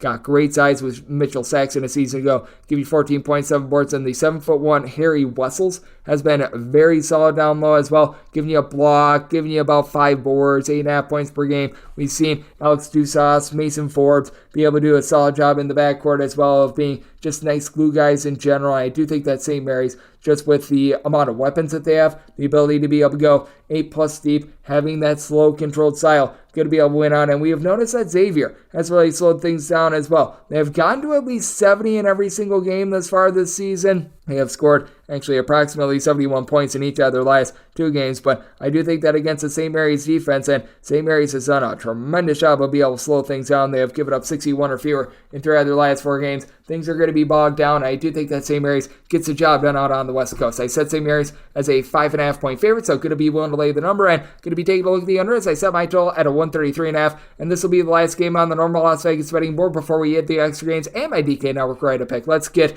online with the 737, 738. Washington and San Diego State do battle from T-Mobile Arena with San Diego State. They find themselves as between 5.5 and 6 point favorites. Totals anywhere between 144.5 and 145.5. My write-up is going to be on the under. San Diego State last year was a top 20 team in all of college basketball in terms of points allowed on a per possession basis. They're now giving up 88 points per 100 possessions. To put that into perspective, they were giving up more like 93.1 points per 100 possessions last season. So they've actually upgraded there. They've been playing a little bit more up-tempo thus far this season. Washington, 57th in the country going into Saturday in terms of total possessions per game. San Diego State, 126th, but with the San Diego State bunch, they played much more slowly in that game against St. Mary's, and I do think that they're going to get back to basics. They've had Jaden Ledee really be the focal point of this offense, 100 total points in the first 4 games of the season. This after the team did not have a single forward that averaged more than 7.9 points per contest. You can tell that the backcourt is in a little bit of transition with losing their top scorer, Matt Bradley, from a season ago. Lamont Butler has been a little bit hot and cold as well, and that has led to San Diego State being 202nd in the country in terms of turnovers per possession on offense, but they're also forcing more turnovers. They're up to 78th in the country in terms of turnovers forced on a per possession basis. And you also have a pair of rough free throw shooting teams. One of the hallmarks of this season has been the fact that fouls are up, free throws are up. Washington right now shooting 67% at the free throw line. San Diego State 68.1% at the free throw line. That's a little bit of an issue. And for Washington, they've actually been one of the best perimeter three-point shooting defenses in all of college basketball. And they've got good size down low. Braxton Maya is someone that at 7'1", gave you a block and a half and 5+ rebounds per contest a season ago. Brian Kepedog was very much limited last season. He's back in the fold as well. But you've got a guy in Xavier Wheeler that sometimes just doesn't know to make the basic play, gets into just a case where he tries to do too much, turns the ball over. He's got Keon Brooks, who's able to give you 23 points per game, but has always shot below 30% from three-point range. Right now, he's shooting 38.5% from distance. I think what comes up must come down with him as well. You do bring in a nice glue guy as well to be able to elevate this defense a little bit, and Paul Mulcahy, even though Washington is playing a little bit more up-tempo, I do think that they're going to be dialing it back a little bit. I think that San Diego State is as well, so I do think that both of these teams get back to the roots, and I do think that San Diego State able to get it done against a Washington team that, quite frankly, not the best coach team out there in all of college basketball, and I trust in Brian Dutcher a lot more. I did set San Diego State as a 6.5 point favorite. I'm willing to lay up to 6 with them, and my DK Network write-up pick, that is going to be on the under. Now let's hit the extra games. The normal betting board picks are complete, but there are some extra games today, so we go into the bonus. 306-559, 306-560. IUPUI is playing against Holy Cross out there at Winthrop Arena, and with IUPUI, they're between a pick'em to a 1-point favorite. And your total on this game, it is 139. And I said Holy Cross is an 8-point favorite. I'm going to be willing to lay the number. The numbers on IUPUI have just been way off in this tournament. I have no idea where all this respect for IUPUI came from, but they've got the PU in there for a reason, because this team has stunk. With IUPUI, you don't have anyone that's really able to splash it in there from three-point range. Sans perhaps Mr. Brady II. As Vincent Brady II last year shot right in the neighborhood about 35% from three-point range. He's been able to give you about 7 points per contest thus far this season, but IUPUI as a whole, they're shooting below 28% from three-point range. I don't necessarily see a whole lot of positivity coming through for them just because they don't have a lot of guys who are able to stroke it from three. They bring in Abdu Sam, who was a part-time starter from Rhode Island last season, and he hasn't necessarily elevated this team down low at 6'8". That's been an issue. You bring in Bryce Monroe, and he's been able to give the team a little bit more in the backcourt, but you really need DJ Turn-It-Up Jackson to be able to give you a bit more as well. He's been able to log about 8 points per contest, but the team really has no rebounding whatsoever, and that's a forte of a Holy Cross team that they run pretty much a offense that is based around their guards. You've got Bo Montgomery, Will Batchelor, who have been able to combine for about 17.5 points per contest. Batchelor shot right around 40% from three last season. Bo Montgomery has had a little bit of a rough start after he shot about 34 to 35% from three each of the last 2 seasons, but you should be able to pick it up against this lax defense. You've got Joe Octave, who last season shot more in the neighborhood about 35% from three. He's been logging 15 points, 7+ boards per contest, and Luthan Koulibaly, he doesn't necessarily do the world's greatest job of hitting the glass for a big man. He's been limited in terms of his minutes, but he's been able to give more and more as the season has went along. And for IUPUI, once again, I just have no idea why this game is a pick'em for them. This is not a very good bunch that can't shoot, they can't rebound, and they lack the fundamentals. So I did set this line at Holy Cross being an 8-point favorite. I'm going to be willing to take Holy Cross. So I told 136. Flat out just don't think that IUPUI does their part with this total. So looking at the under and going to be looking at Holy Cross. Here is 6-5 306-561, 306-562. UT Martin is going to be playing against Prairie View. Prairie View is finding themselves as an underdog of 4.5 points. Your total is anywhere between 151.5 and 152.5. With UT Martin, I did set them as a 6-point favorite. I'm going to be willing to lay this number. This is a neutral court game for both of these teams, and with UT Martin, they do lose quite a bit of their explosive scoring from a season ago, but I do think that they should be able to get it done. This is out there in old Richmond, Kentucky, so a little bit closer to Tennessee than it is to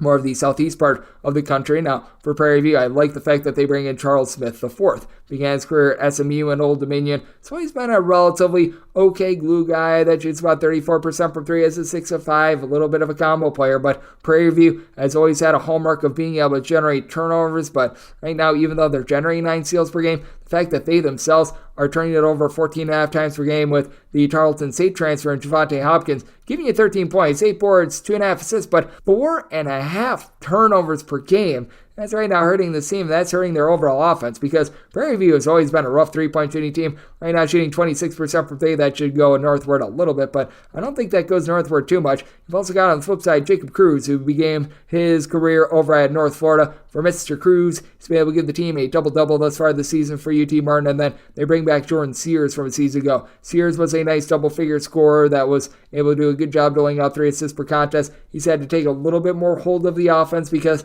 they do lose Parker Stewart, KJ Simon from a season ago, and so far so good, and it's all about finding those ancillary pieces. They've got more size this year with Isa Muhammad coming over as a 6'9" combo player. That was a former top 20 junior college transfer. KK Curry at 6'6" last season, shot about 37% for three with 6 rebounds per game. So I do like this UT Martin team in this spot. Set them as a 6-point favorite. So going to be willing to lay the number. I did set my total at 146 just because with Prairie View, they do a good job of generating turnovers, but they don't really shoot it well from three. So I do think that this turns into a little bit more of a gross game. Going to be taking a look at the under end. Going to be taking a look at UT Martin. 306-563, 306-564. UMBC is going to be playing us to Loyola, Maryland. Loyola, Maryland is an underdog of 2.5 points, and your total on this game is 149. And with the UMBC, I did set them as a favorite of 4 points. So I'm going to be willing to lay the number with Loyola, Maryland. You do have Golden DK down low, who I do think should be able to win the battle down low. He's been able to give this team 7 rebounds per contest, and it's been around for 100 billion years. But with the UMBC, I do think that they win from the outside. You do have Kadarius Smith, who he comes in from USC Upstate, was a part-time starter for them a season ago, and has been able to do a good job of being able to lend 15.5 points per contest. At 6'8", not a guy that's really going to pop threes, but has a good mid-range game, and that's a good compliment to what you're able to get out of Marcus Banks Jr. Banks Jr. comes in from Western Carolina, where he was a part-time starter. He's been able to log about 12.5 points, 4.3 boards. This season is shooting in the mid-30s from three-point range, so he's been able to really elevate there. And UMBC, just under Coach Jim Ferry, they've always been a good outside shooting team. They're shooting 37% from three-point range. The Chicago State transfer and Bryce Johnson has been able to log 11 points per game. Depth is a little bit of an issue for this team. You're going to need a little bit more out of someone like a Devin Sapp, who last season he was a relatively forgotten about guy on the bench that only shot about 28 or so percent from three-point range. But for Loyola, Maryland, this team has been getting quite sloppy with it. They're typically known for taking care of the ball back when they had Cam Spencer and company, but Deion Perry, even though he gives you about 4.7 assists per contest, the 4 turnovers per game, very costly, especially when Loyola of Maryland only really has Golden DK down low. You don't have anyone else that's giving you north of about 4.5 rebounds per game. You're looking to guys like Tyson Commander, D'Angelo Steins to be able to pick it up in terms of a scoring perspective. They've been able to combine for about 18.5 points per contest, but with Loyola Maryland having their turnover woes and the way that UMBC is able to stroke it from three, I think that UMBC gets the job done in a relatively middle-of-the-road game. I do think the UMBC cools down a little bit with their three-point shooting, but I do think that they get the job done against a Loyola team that's been careless with the ball. So my total 146, 7 in on the under, and I'm willing to lay up to 3.5 with the UMBC, 306-565, 306-566. Central Connecticut is playing us Manhattan. Manhattan is an underdog of between 4 and 4.5 points, and your total, that is anywhere between 137 to 138.5. Did set my total at 136.5. Diving in on the under, Central Connecticut has been playing a little bit more up-tempo this year, but I'm willing to set them as 6.5 point favorites just because I don't think Manhattan is really going to be able to do their part. John Gallagher comes in after he was the coach at Hartford and led them to the NCAA tournament a few seasons ago, but you tell that Manhattan taking on his style from Hartford where it's slow and controlled, The only game in which Manhattan has broken 61 points this season was against non-D1 Felician, and, well, that's a non-D1 program. You've been able to get a lot of production thus far this year out of Sidu Traore. 6'7" freshman has come in and has averaged a double-double for Manhattan. That has been tremendous, but team as a whole shooting 27.5% from three-point range, and you just don't see the pieces that make you think, yep, this is really going to be going northward. Perry Cohen was over at Brown for the last few seasons and was a nice defender over at Brown, who always has a good defense for his system, but doesn't give you a lot of facilitation. Really doesn't rebound a lot at 6'4". That's a little bit of an issue. And outside of Traore, you really don't have anyone other than Brent Ruppel who's been able to give you 12 points, 5.5 rebounds per game. That's really giving you any sort of rebounding, is really a reliable scorer in general. And then for Central Connecticut, I do like what this backcourt is able to do, as you've got Kellen Amos, who's able to give you 12.5 points, 3.5 assists per contest. You've got Devontae Sweatman, who's able to dole out the ball a little bit, along with Jay Rogers, who last season he was able to shoot about 34% from three, up to his game with 9 points per contest. Has been a little bit down this year, but part of that is because Ellen Gene Rose has really been able to be a nice piece at 6'7". Currently shooting 60% from three-point range, comes in from Fairfield, and he brings a lot of versatility that they just haven't had in past years. Losing Andre Snoddy, who has hurt the team down low, as they don't have a single guy that's giving you north of 5 rebounds per game. But for Manhattan, other than Traore, you don't have a lot down low as well. So I do think that Central Connecticut, with their backcourt, going to be able to get it done, and you just have a Manhattan team that in general is a bit of a liability all across the board on offense. So going to be taking a look at the under, set my total 136.5, and one to lay with Central Connecticut, 306.567, 306.568.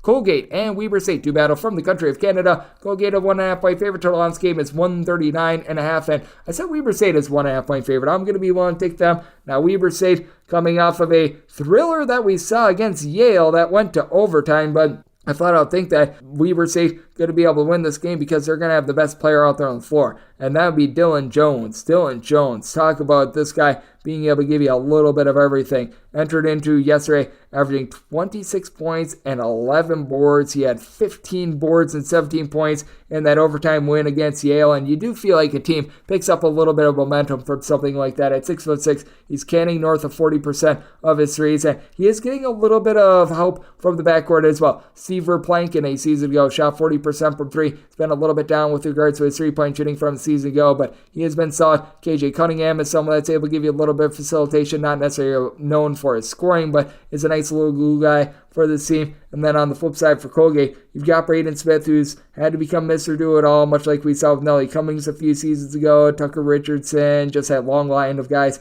for Colgate that just go into flamethrower mode. For Smith, he's been able to do a pretty solid job. He's giving out north of 5 assists per contest. He's been able to put in there about 15 to 16 points per game, 7 rebounds. You're going to need a little bit more help in the backcourt because down low, you do have a pair of guys that like Keegan Records is averaging just below a double-double. Jeff Woodard, he's able to give you some good size, and he's able to log about 4 or so rebounds per game. But what are you going to be able to get out of someone like a Ryan Moffitt, who shot 45% from 3 each of the last 2 seasons, but just has not looked like himself thus far this season as a 6'7", little bit of a combo player. Just feels like the depth in general isn't quite there with Colgate, and with Dylan Jones, in my opinion, being superior to Braden Smith, that allows Weber State to be able to get the job done. I said Weber State has a 1.5 point favorite. I'm going to be willing to ride with them. Did set my total at 140.5. Both of these teams can be very efficient on offense, especially Colgate, and Colgate oftentimes has been a little bit lax on defense as well, so going to be taking a look at the over, and I'm going to be taking a look at Weber State, 306.569, 306.570.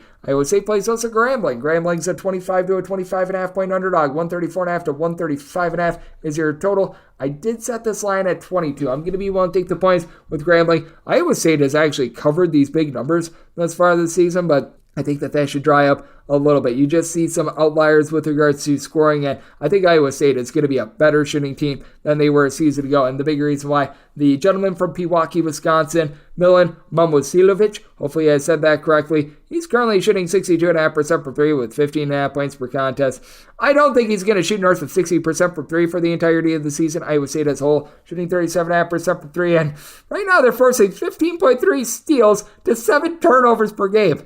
They're more than doubling the amount of steals that they get as opposed to turnovers for themselves on offense. I don't think I've ever seen that before, but you do have Taman Lipsby. He's been tremendous. 13 points, 6.5 assists, 2.7 steals per game, but they do go up against a Grambling team that was in the top 15 nationally in terms of points allowed on a per possession basis a season ago. Now, hurting them is the fact that no longer do they have Tari Gordon, who had been in college for like 500 years. He was a Van Wilder of Grambling, but that said, you still have Trey Michael Morton, who he's been at Grambling for about 300 years. 14 points, 4.5 assists, 2.5 steals per game, and that's been a big thing for Grambling. They were very stout down low a season ago. They lose some of that rebounding, but they're still doing a great job generating those turnovers. And then Jonathan Aku, who began his career at Stephen F. Austin, 6'11" big man, has been able to give you right around 8 rebounds per game. They have found a nice go-to scorer in Kentavious Dozier. He comes in from the non-Division I level. He's been able to log about 15 points per contest. Grambling always is going to struggle from 3. Right now shooting 24% from distance. I think that goes northward a little bit, but you know that Iowa State, team that is right at the top in terms of points allowed on a per possession basis, they're going to deliver on defense as well. So I did set my total 134.5. I'm going to be willing to dive in on the under, but I do think that with Grambling and the way that they play defense, they hold within the summer. Going to be taking the points with Grambling and the under. 306.571, 306.572. Quinnipiac is playing us to Albany. Albany is a underdog of 6.5 points. Your total is between 151.5 and 152.5. With Quinnipiac, I did set them as favorites of 7.5 points. I'm going to be willing to lay the number with this Albany team. They just feel like they're a little bit all over the place. I do think that there are some nice pieces in place, even though they lost Cheryl Drumgoole, their top scorer from a season ago. Sebastian Thomas came in after being a part-time starter over at Rhode Island a season ago. He's been able to give you 3 assists, shooting well north of 40% from 3, but Albany north of 15 turnovers per game. Tyler Bertram, who was able to tear it up at Binghamton a few seasons ago, went to UAB, was doing a big giant nothing burger there. He's back at the fold, and you do have the Hofstra transfer in Amari Marshall. Season ago over at Hofstra, off the bench, was able to shoot about 40% from 3-point range, but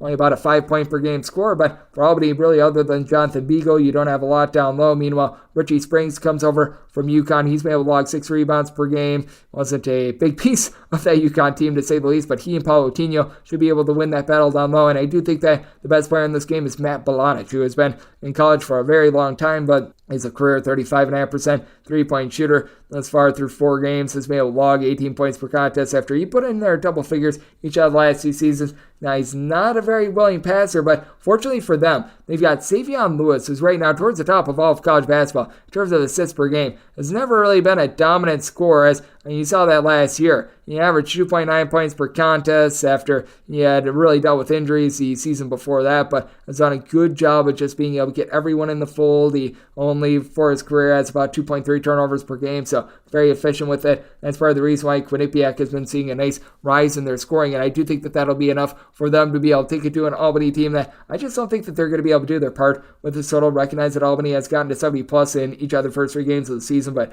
UMass is a super duper up-tempo team. Columbia plays very optional defense, and Quinnipiac, I feel like they got something going on defense when they held Army to 58. So I'm going to be taking a look at the under, set my total at 147.5, and want to lay it with Quinnipiac, set them at 7.5 point favorites. 306.573, 306.574. Drexel plays host to Queens. Queens NC is a 9.5 point underdog. Total on this game is 139. Did set my total at 144. Drexel seems to be hurt quite a bit by these new foul rules and the increase in fouls called, because they're a very slow, very controlled team that they do get physical with you, especially down low. And I do think that Queens is going to be a little bit of a beneficiary there. I only set Queens as a 4-point underdog, so I'm also going to be willing to take the points. When it comes to Queens, this team has a lot of guys that have quite a bit of experience that are able to bomb it from 3-point range. AJ McKee is one of the biggest of them, averaging 19 points per contest. A season ago, was able to shoot 39% from 3-point range, despite being a little bit undersized, is able to hit the glass. Now the team is still awaiting whether or not Gavin Raines is going to be back in the fold after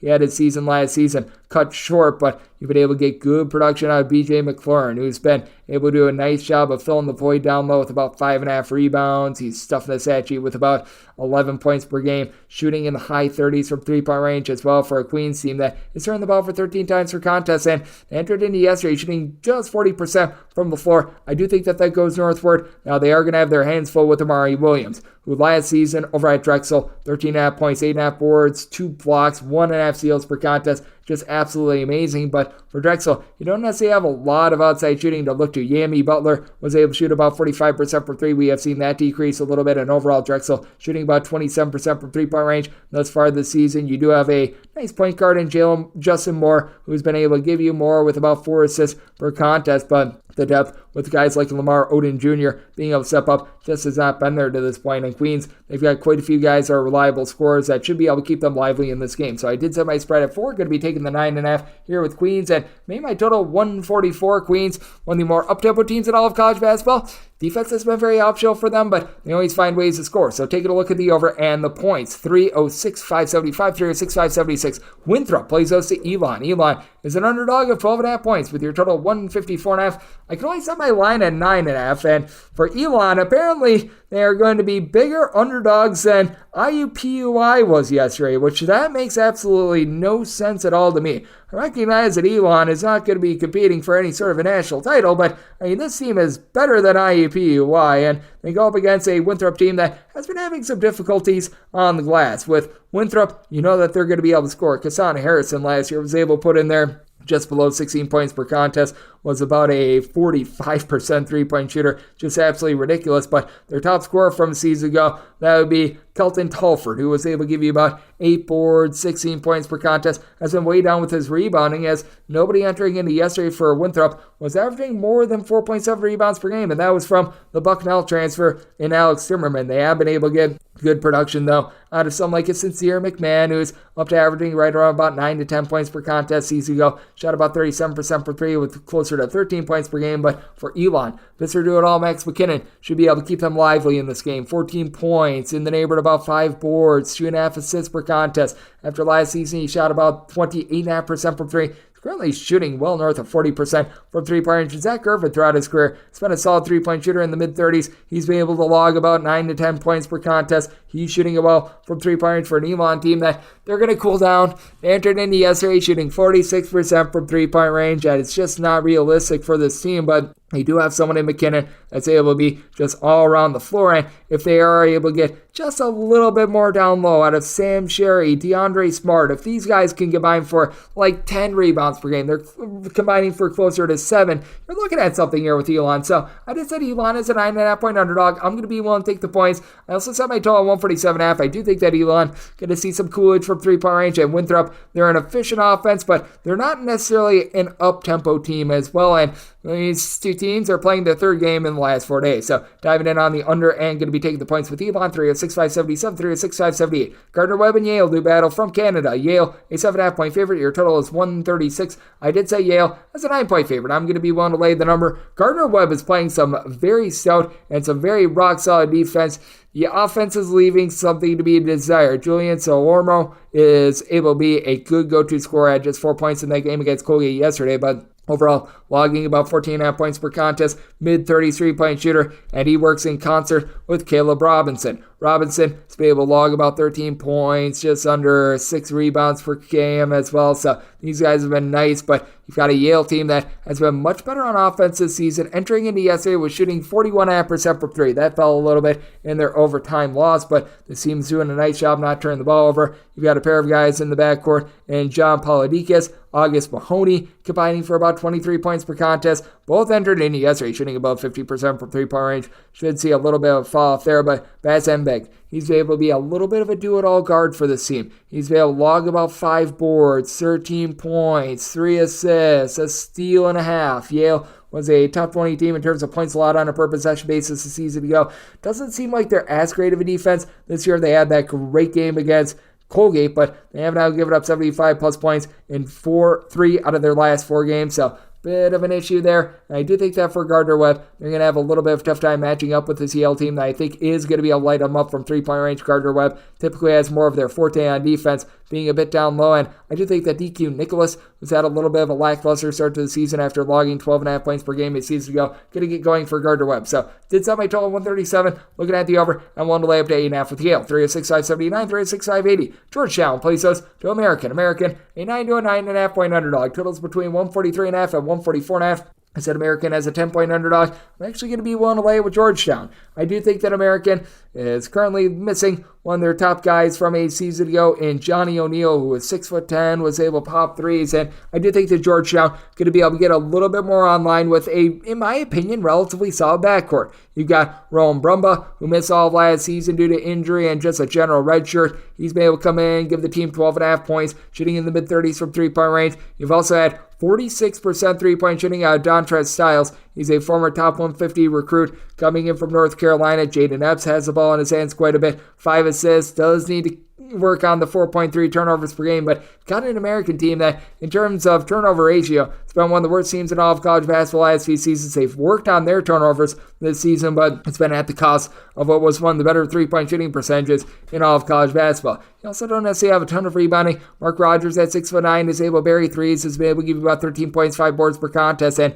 Lincoln Ball, who's been a little bit of an afterthought for the team the last few seasons, he's been able to give the team 6 rebounds per game, but they should have a rough time down low with Supreme Cook. Yes, that is his name. Average over at Fairfield last season, right around 14 points, 8 boards. He's been able to give the team 9.5 rebounds per game. Georgetown has some relatively just good depth in general. You've been seeing some of these guys that were afterthoughts in the Patrick Ewing era of like Wayne Bristol Jr. getting some good minutes, being able to make some nice production. Jay Heath is someone that's still able to give the team double figures as well. So it is a situation where I did set Georgetown as a 10-point favorite. I do think that American's turnover woes from the last few seasons crop up here and did set my total at 136. American has been one of the slowest teams in all of college basketball last few seasons, and Georgetown, I do think that they're going to ratchet up a little bit more with their defense, as we've seen this Georgetown team actually hold everyone that they played to 71 points or fewer thus far this season. So diving in on the under and going to be willing to lay up to 9.5 with Georgetown. 306-581, 306-582.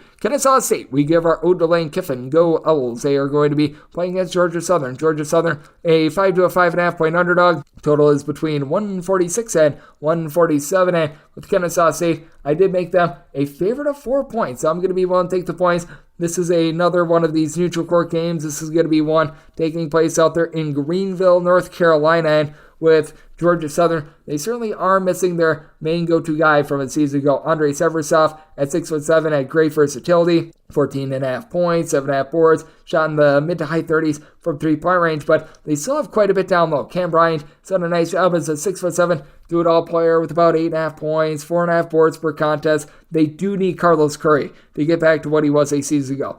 Not sure why, but he has seen a big slash in minutes after last season. He was solid down low with about 7 points, 7 boards. Wasn't a guy with versatility or anything like that, but did a nice job holding down the fort. And they're also looking to the South Alabama transfer in Jamar Franklin to be able to elevate this offense. A season ago at South Alabama, shot in the mid-30s from three-point range, 4.5 points per contest. One thing about him, though, is that he wasn't necessarily a primary facilitator, and that's one thing that you're lacking with the team. Meanwhile, for Kennesaw State, they do have that guy that's able to dish out the ball, Tyrell Burton. He last season was able to give the team right around 4 assists per contest, 13.5 points per game. We've seen that slash a little bit, as with the loss of their coach, Mr. Abdul Rahim, he took many of his star players with him, but you still have Desmond Robinson from his season ago. Desmond Robinson has been able to give the team 11.5 points, 11.5 boards per contest after last year. He was able to chip in there more like 6 rebounds per game, so that's been a nice piece to be able to maintain. You've also had R.J. Johnson come in as a freshman, and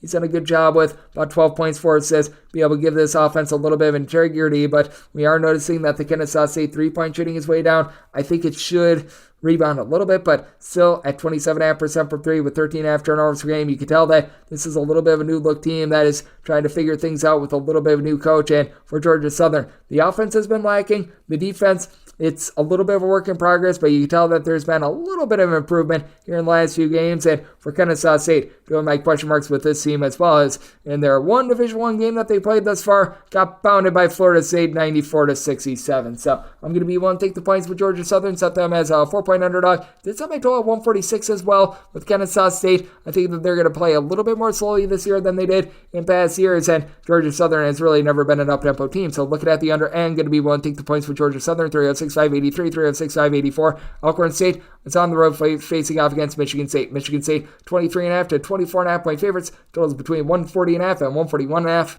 I can only set Michigan State as a 20.5 point favorite. I'm going to be willing to take the points. Alcorn State, just one of those teams that they always find a way to keep things close. They have won the SWAC regular season championship each of the last 2 seasons. They do lose some of their guys like Dominic Bruton and company in the offseason, but Jeremiah Kendall has really been able to take off here in the first few games of the season. Averaging a double-double, 21 points, 10.5 rebounds per contest. Missed a game earlier in the season, but should be good to go in this one for an Alcorn State team that they've always had their struggles from three-point range. They're currently shooting about 27.5% from three, 68% at the free throw line, but they've done a solid job with their defense, generating darn near 11 steals per contest out of your top 5 scorers. 4 of them are generating at least 1.3 per game, including Byron Joshua and Dedrick Thorne. These two guys have been able to combine for 22 points per game as well. And then I really like what you're able to get out of Jeremiah Gambrell. He, a season ago, was able to supply the team with about 9.5 points per contest. Not a guy that's really going to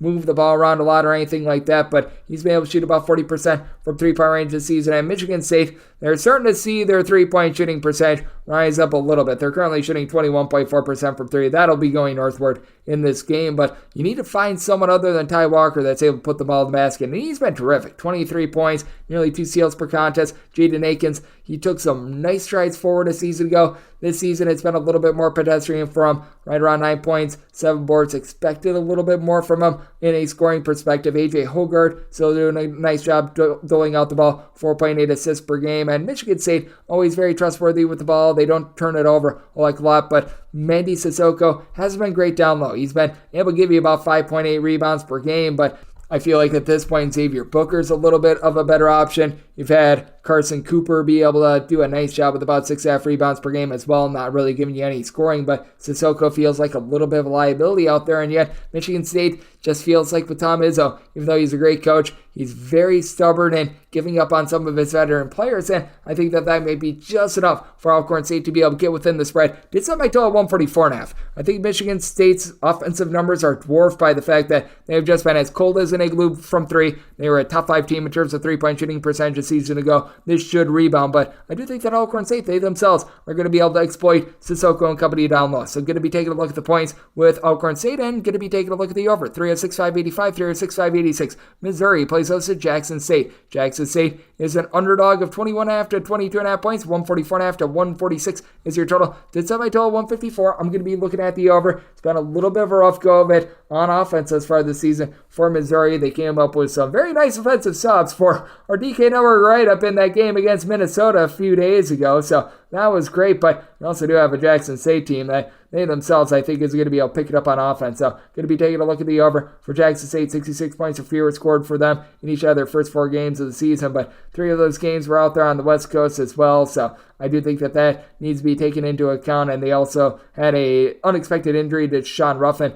that costed him the entirety of the season. So Kat Evans had to go into do-it-all mode right now, leading the team in most major categories, 18 points, 5 boards, 2.5 assists per contest. You've been able to get facilitation out of Chase Adams, who's been able to give you 3 assists per game, but for this Jackson State bunch, they're shooting just 39.5% from the floor, 30% from 3 with 16 turnovers per contest, going up against a Missouri team that I do think that they are going to be able to force quite a few turnovers. They've been able to get 8 steals per game, but they haven't done as much of that as they did a season ago. And Missouri has really buttoned up with regards to turnovers as well. They're down to about 10.5 per contest. Missouri shooting about 33.5% from three-point range, and they've got just all sorts of weapons in the backcourt. Nick Honor, Sean East, they've been able to combine for about 28 points per contest, combined shooting north of 50% from three-point range. I like the addition of Tamar Bates, who is able to shoot around the 50% from 3 thus far this season as well. Last year, that was more around 37.5% from the outside, so I do think that is going to be calmed down a little bit. And thought it was interesting that Connor Vanover only played 7 minutes in his debut for Missouri. 7'5" big man. That was the Summit League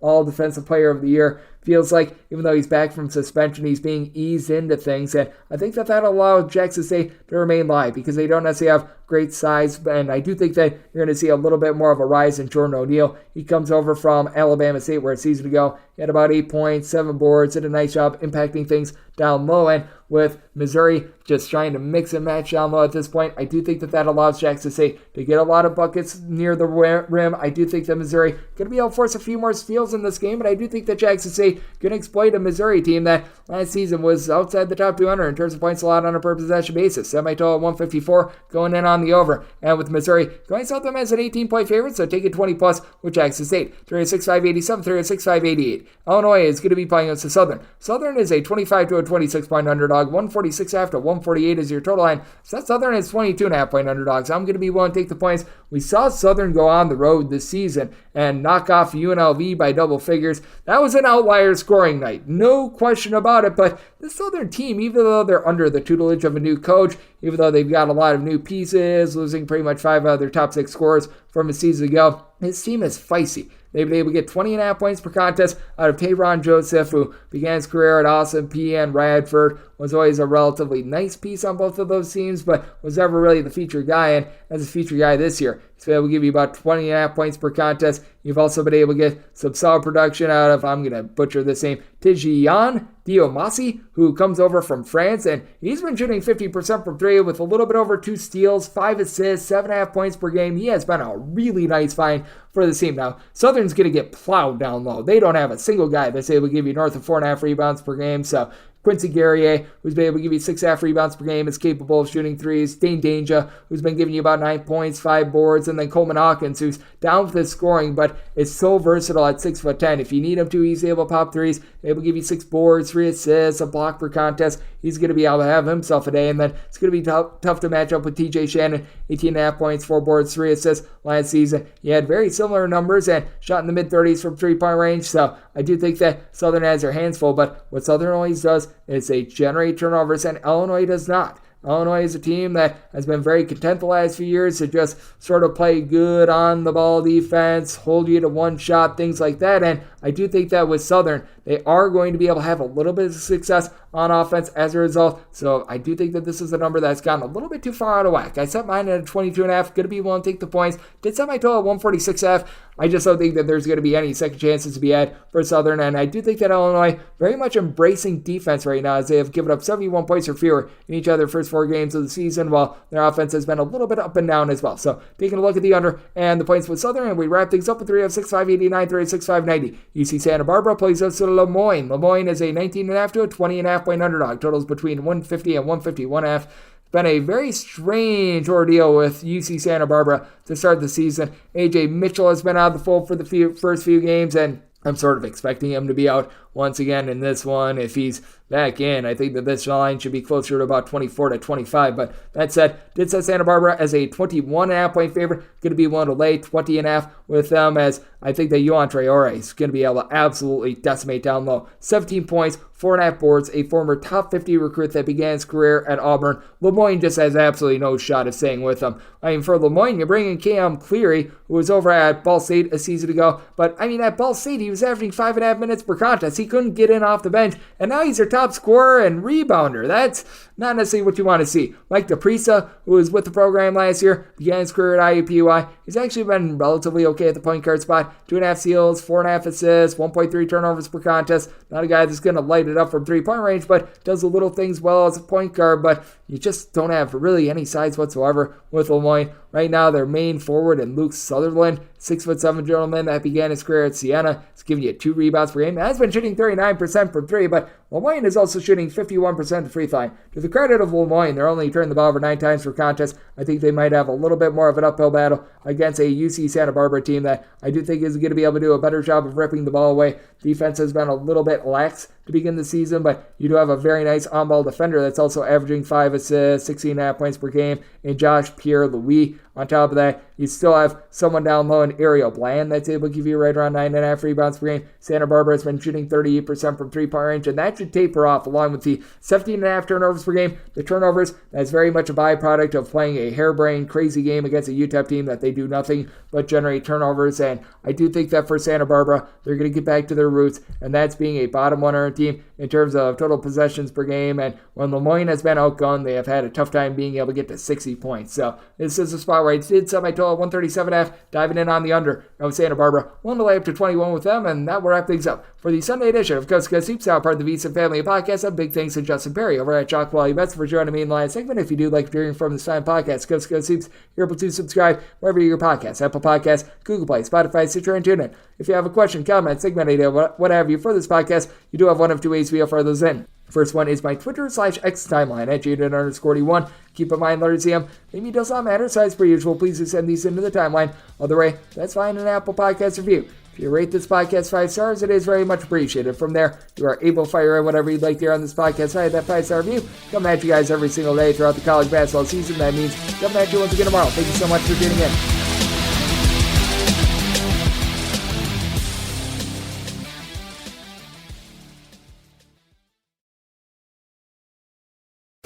If you work in quality control at a candy factory, you know strict safety regulations come with the job.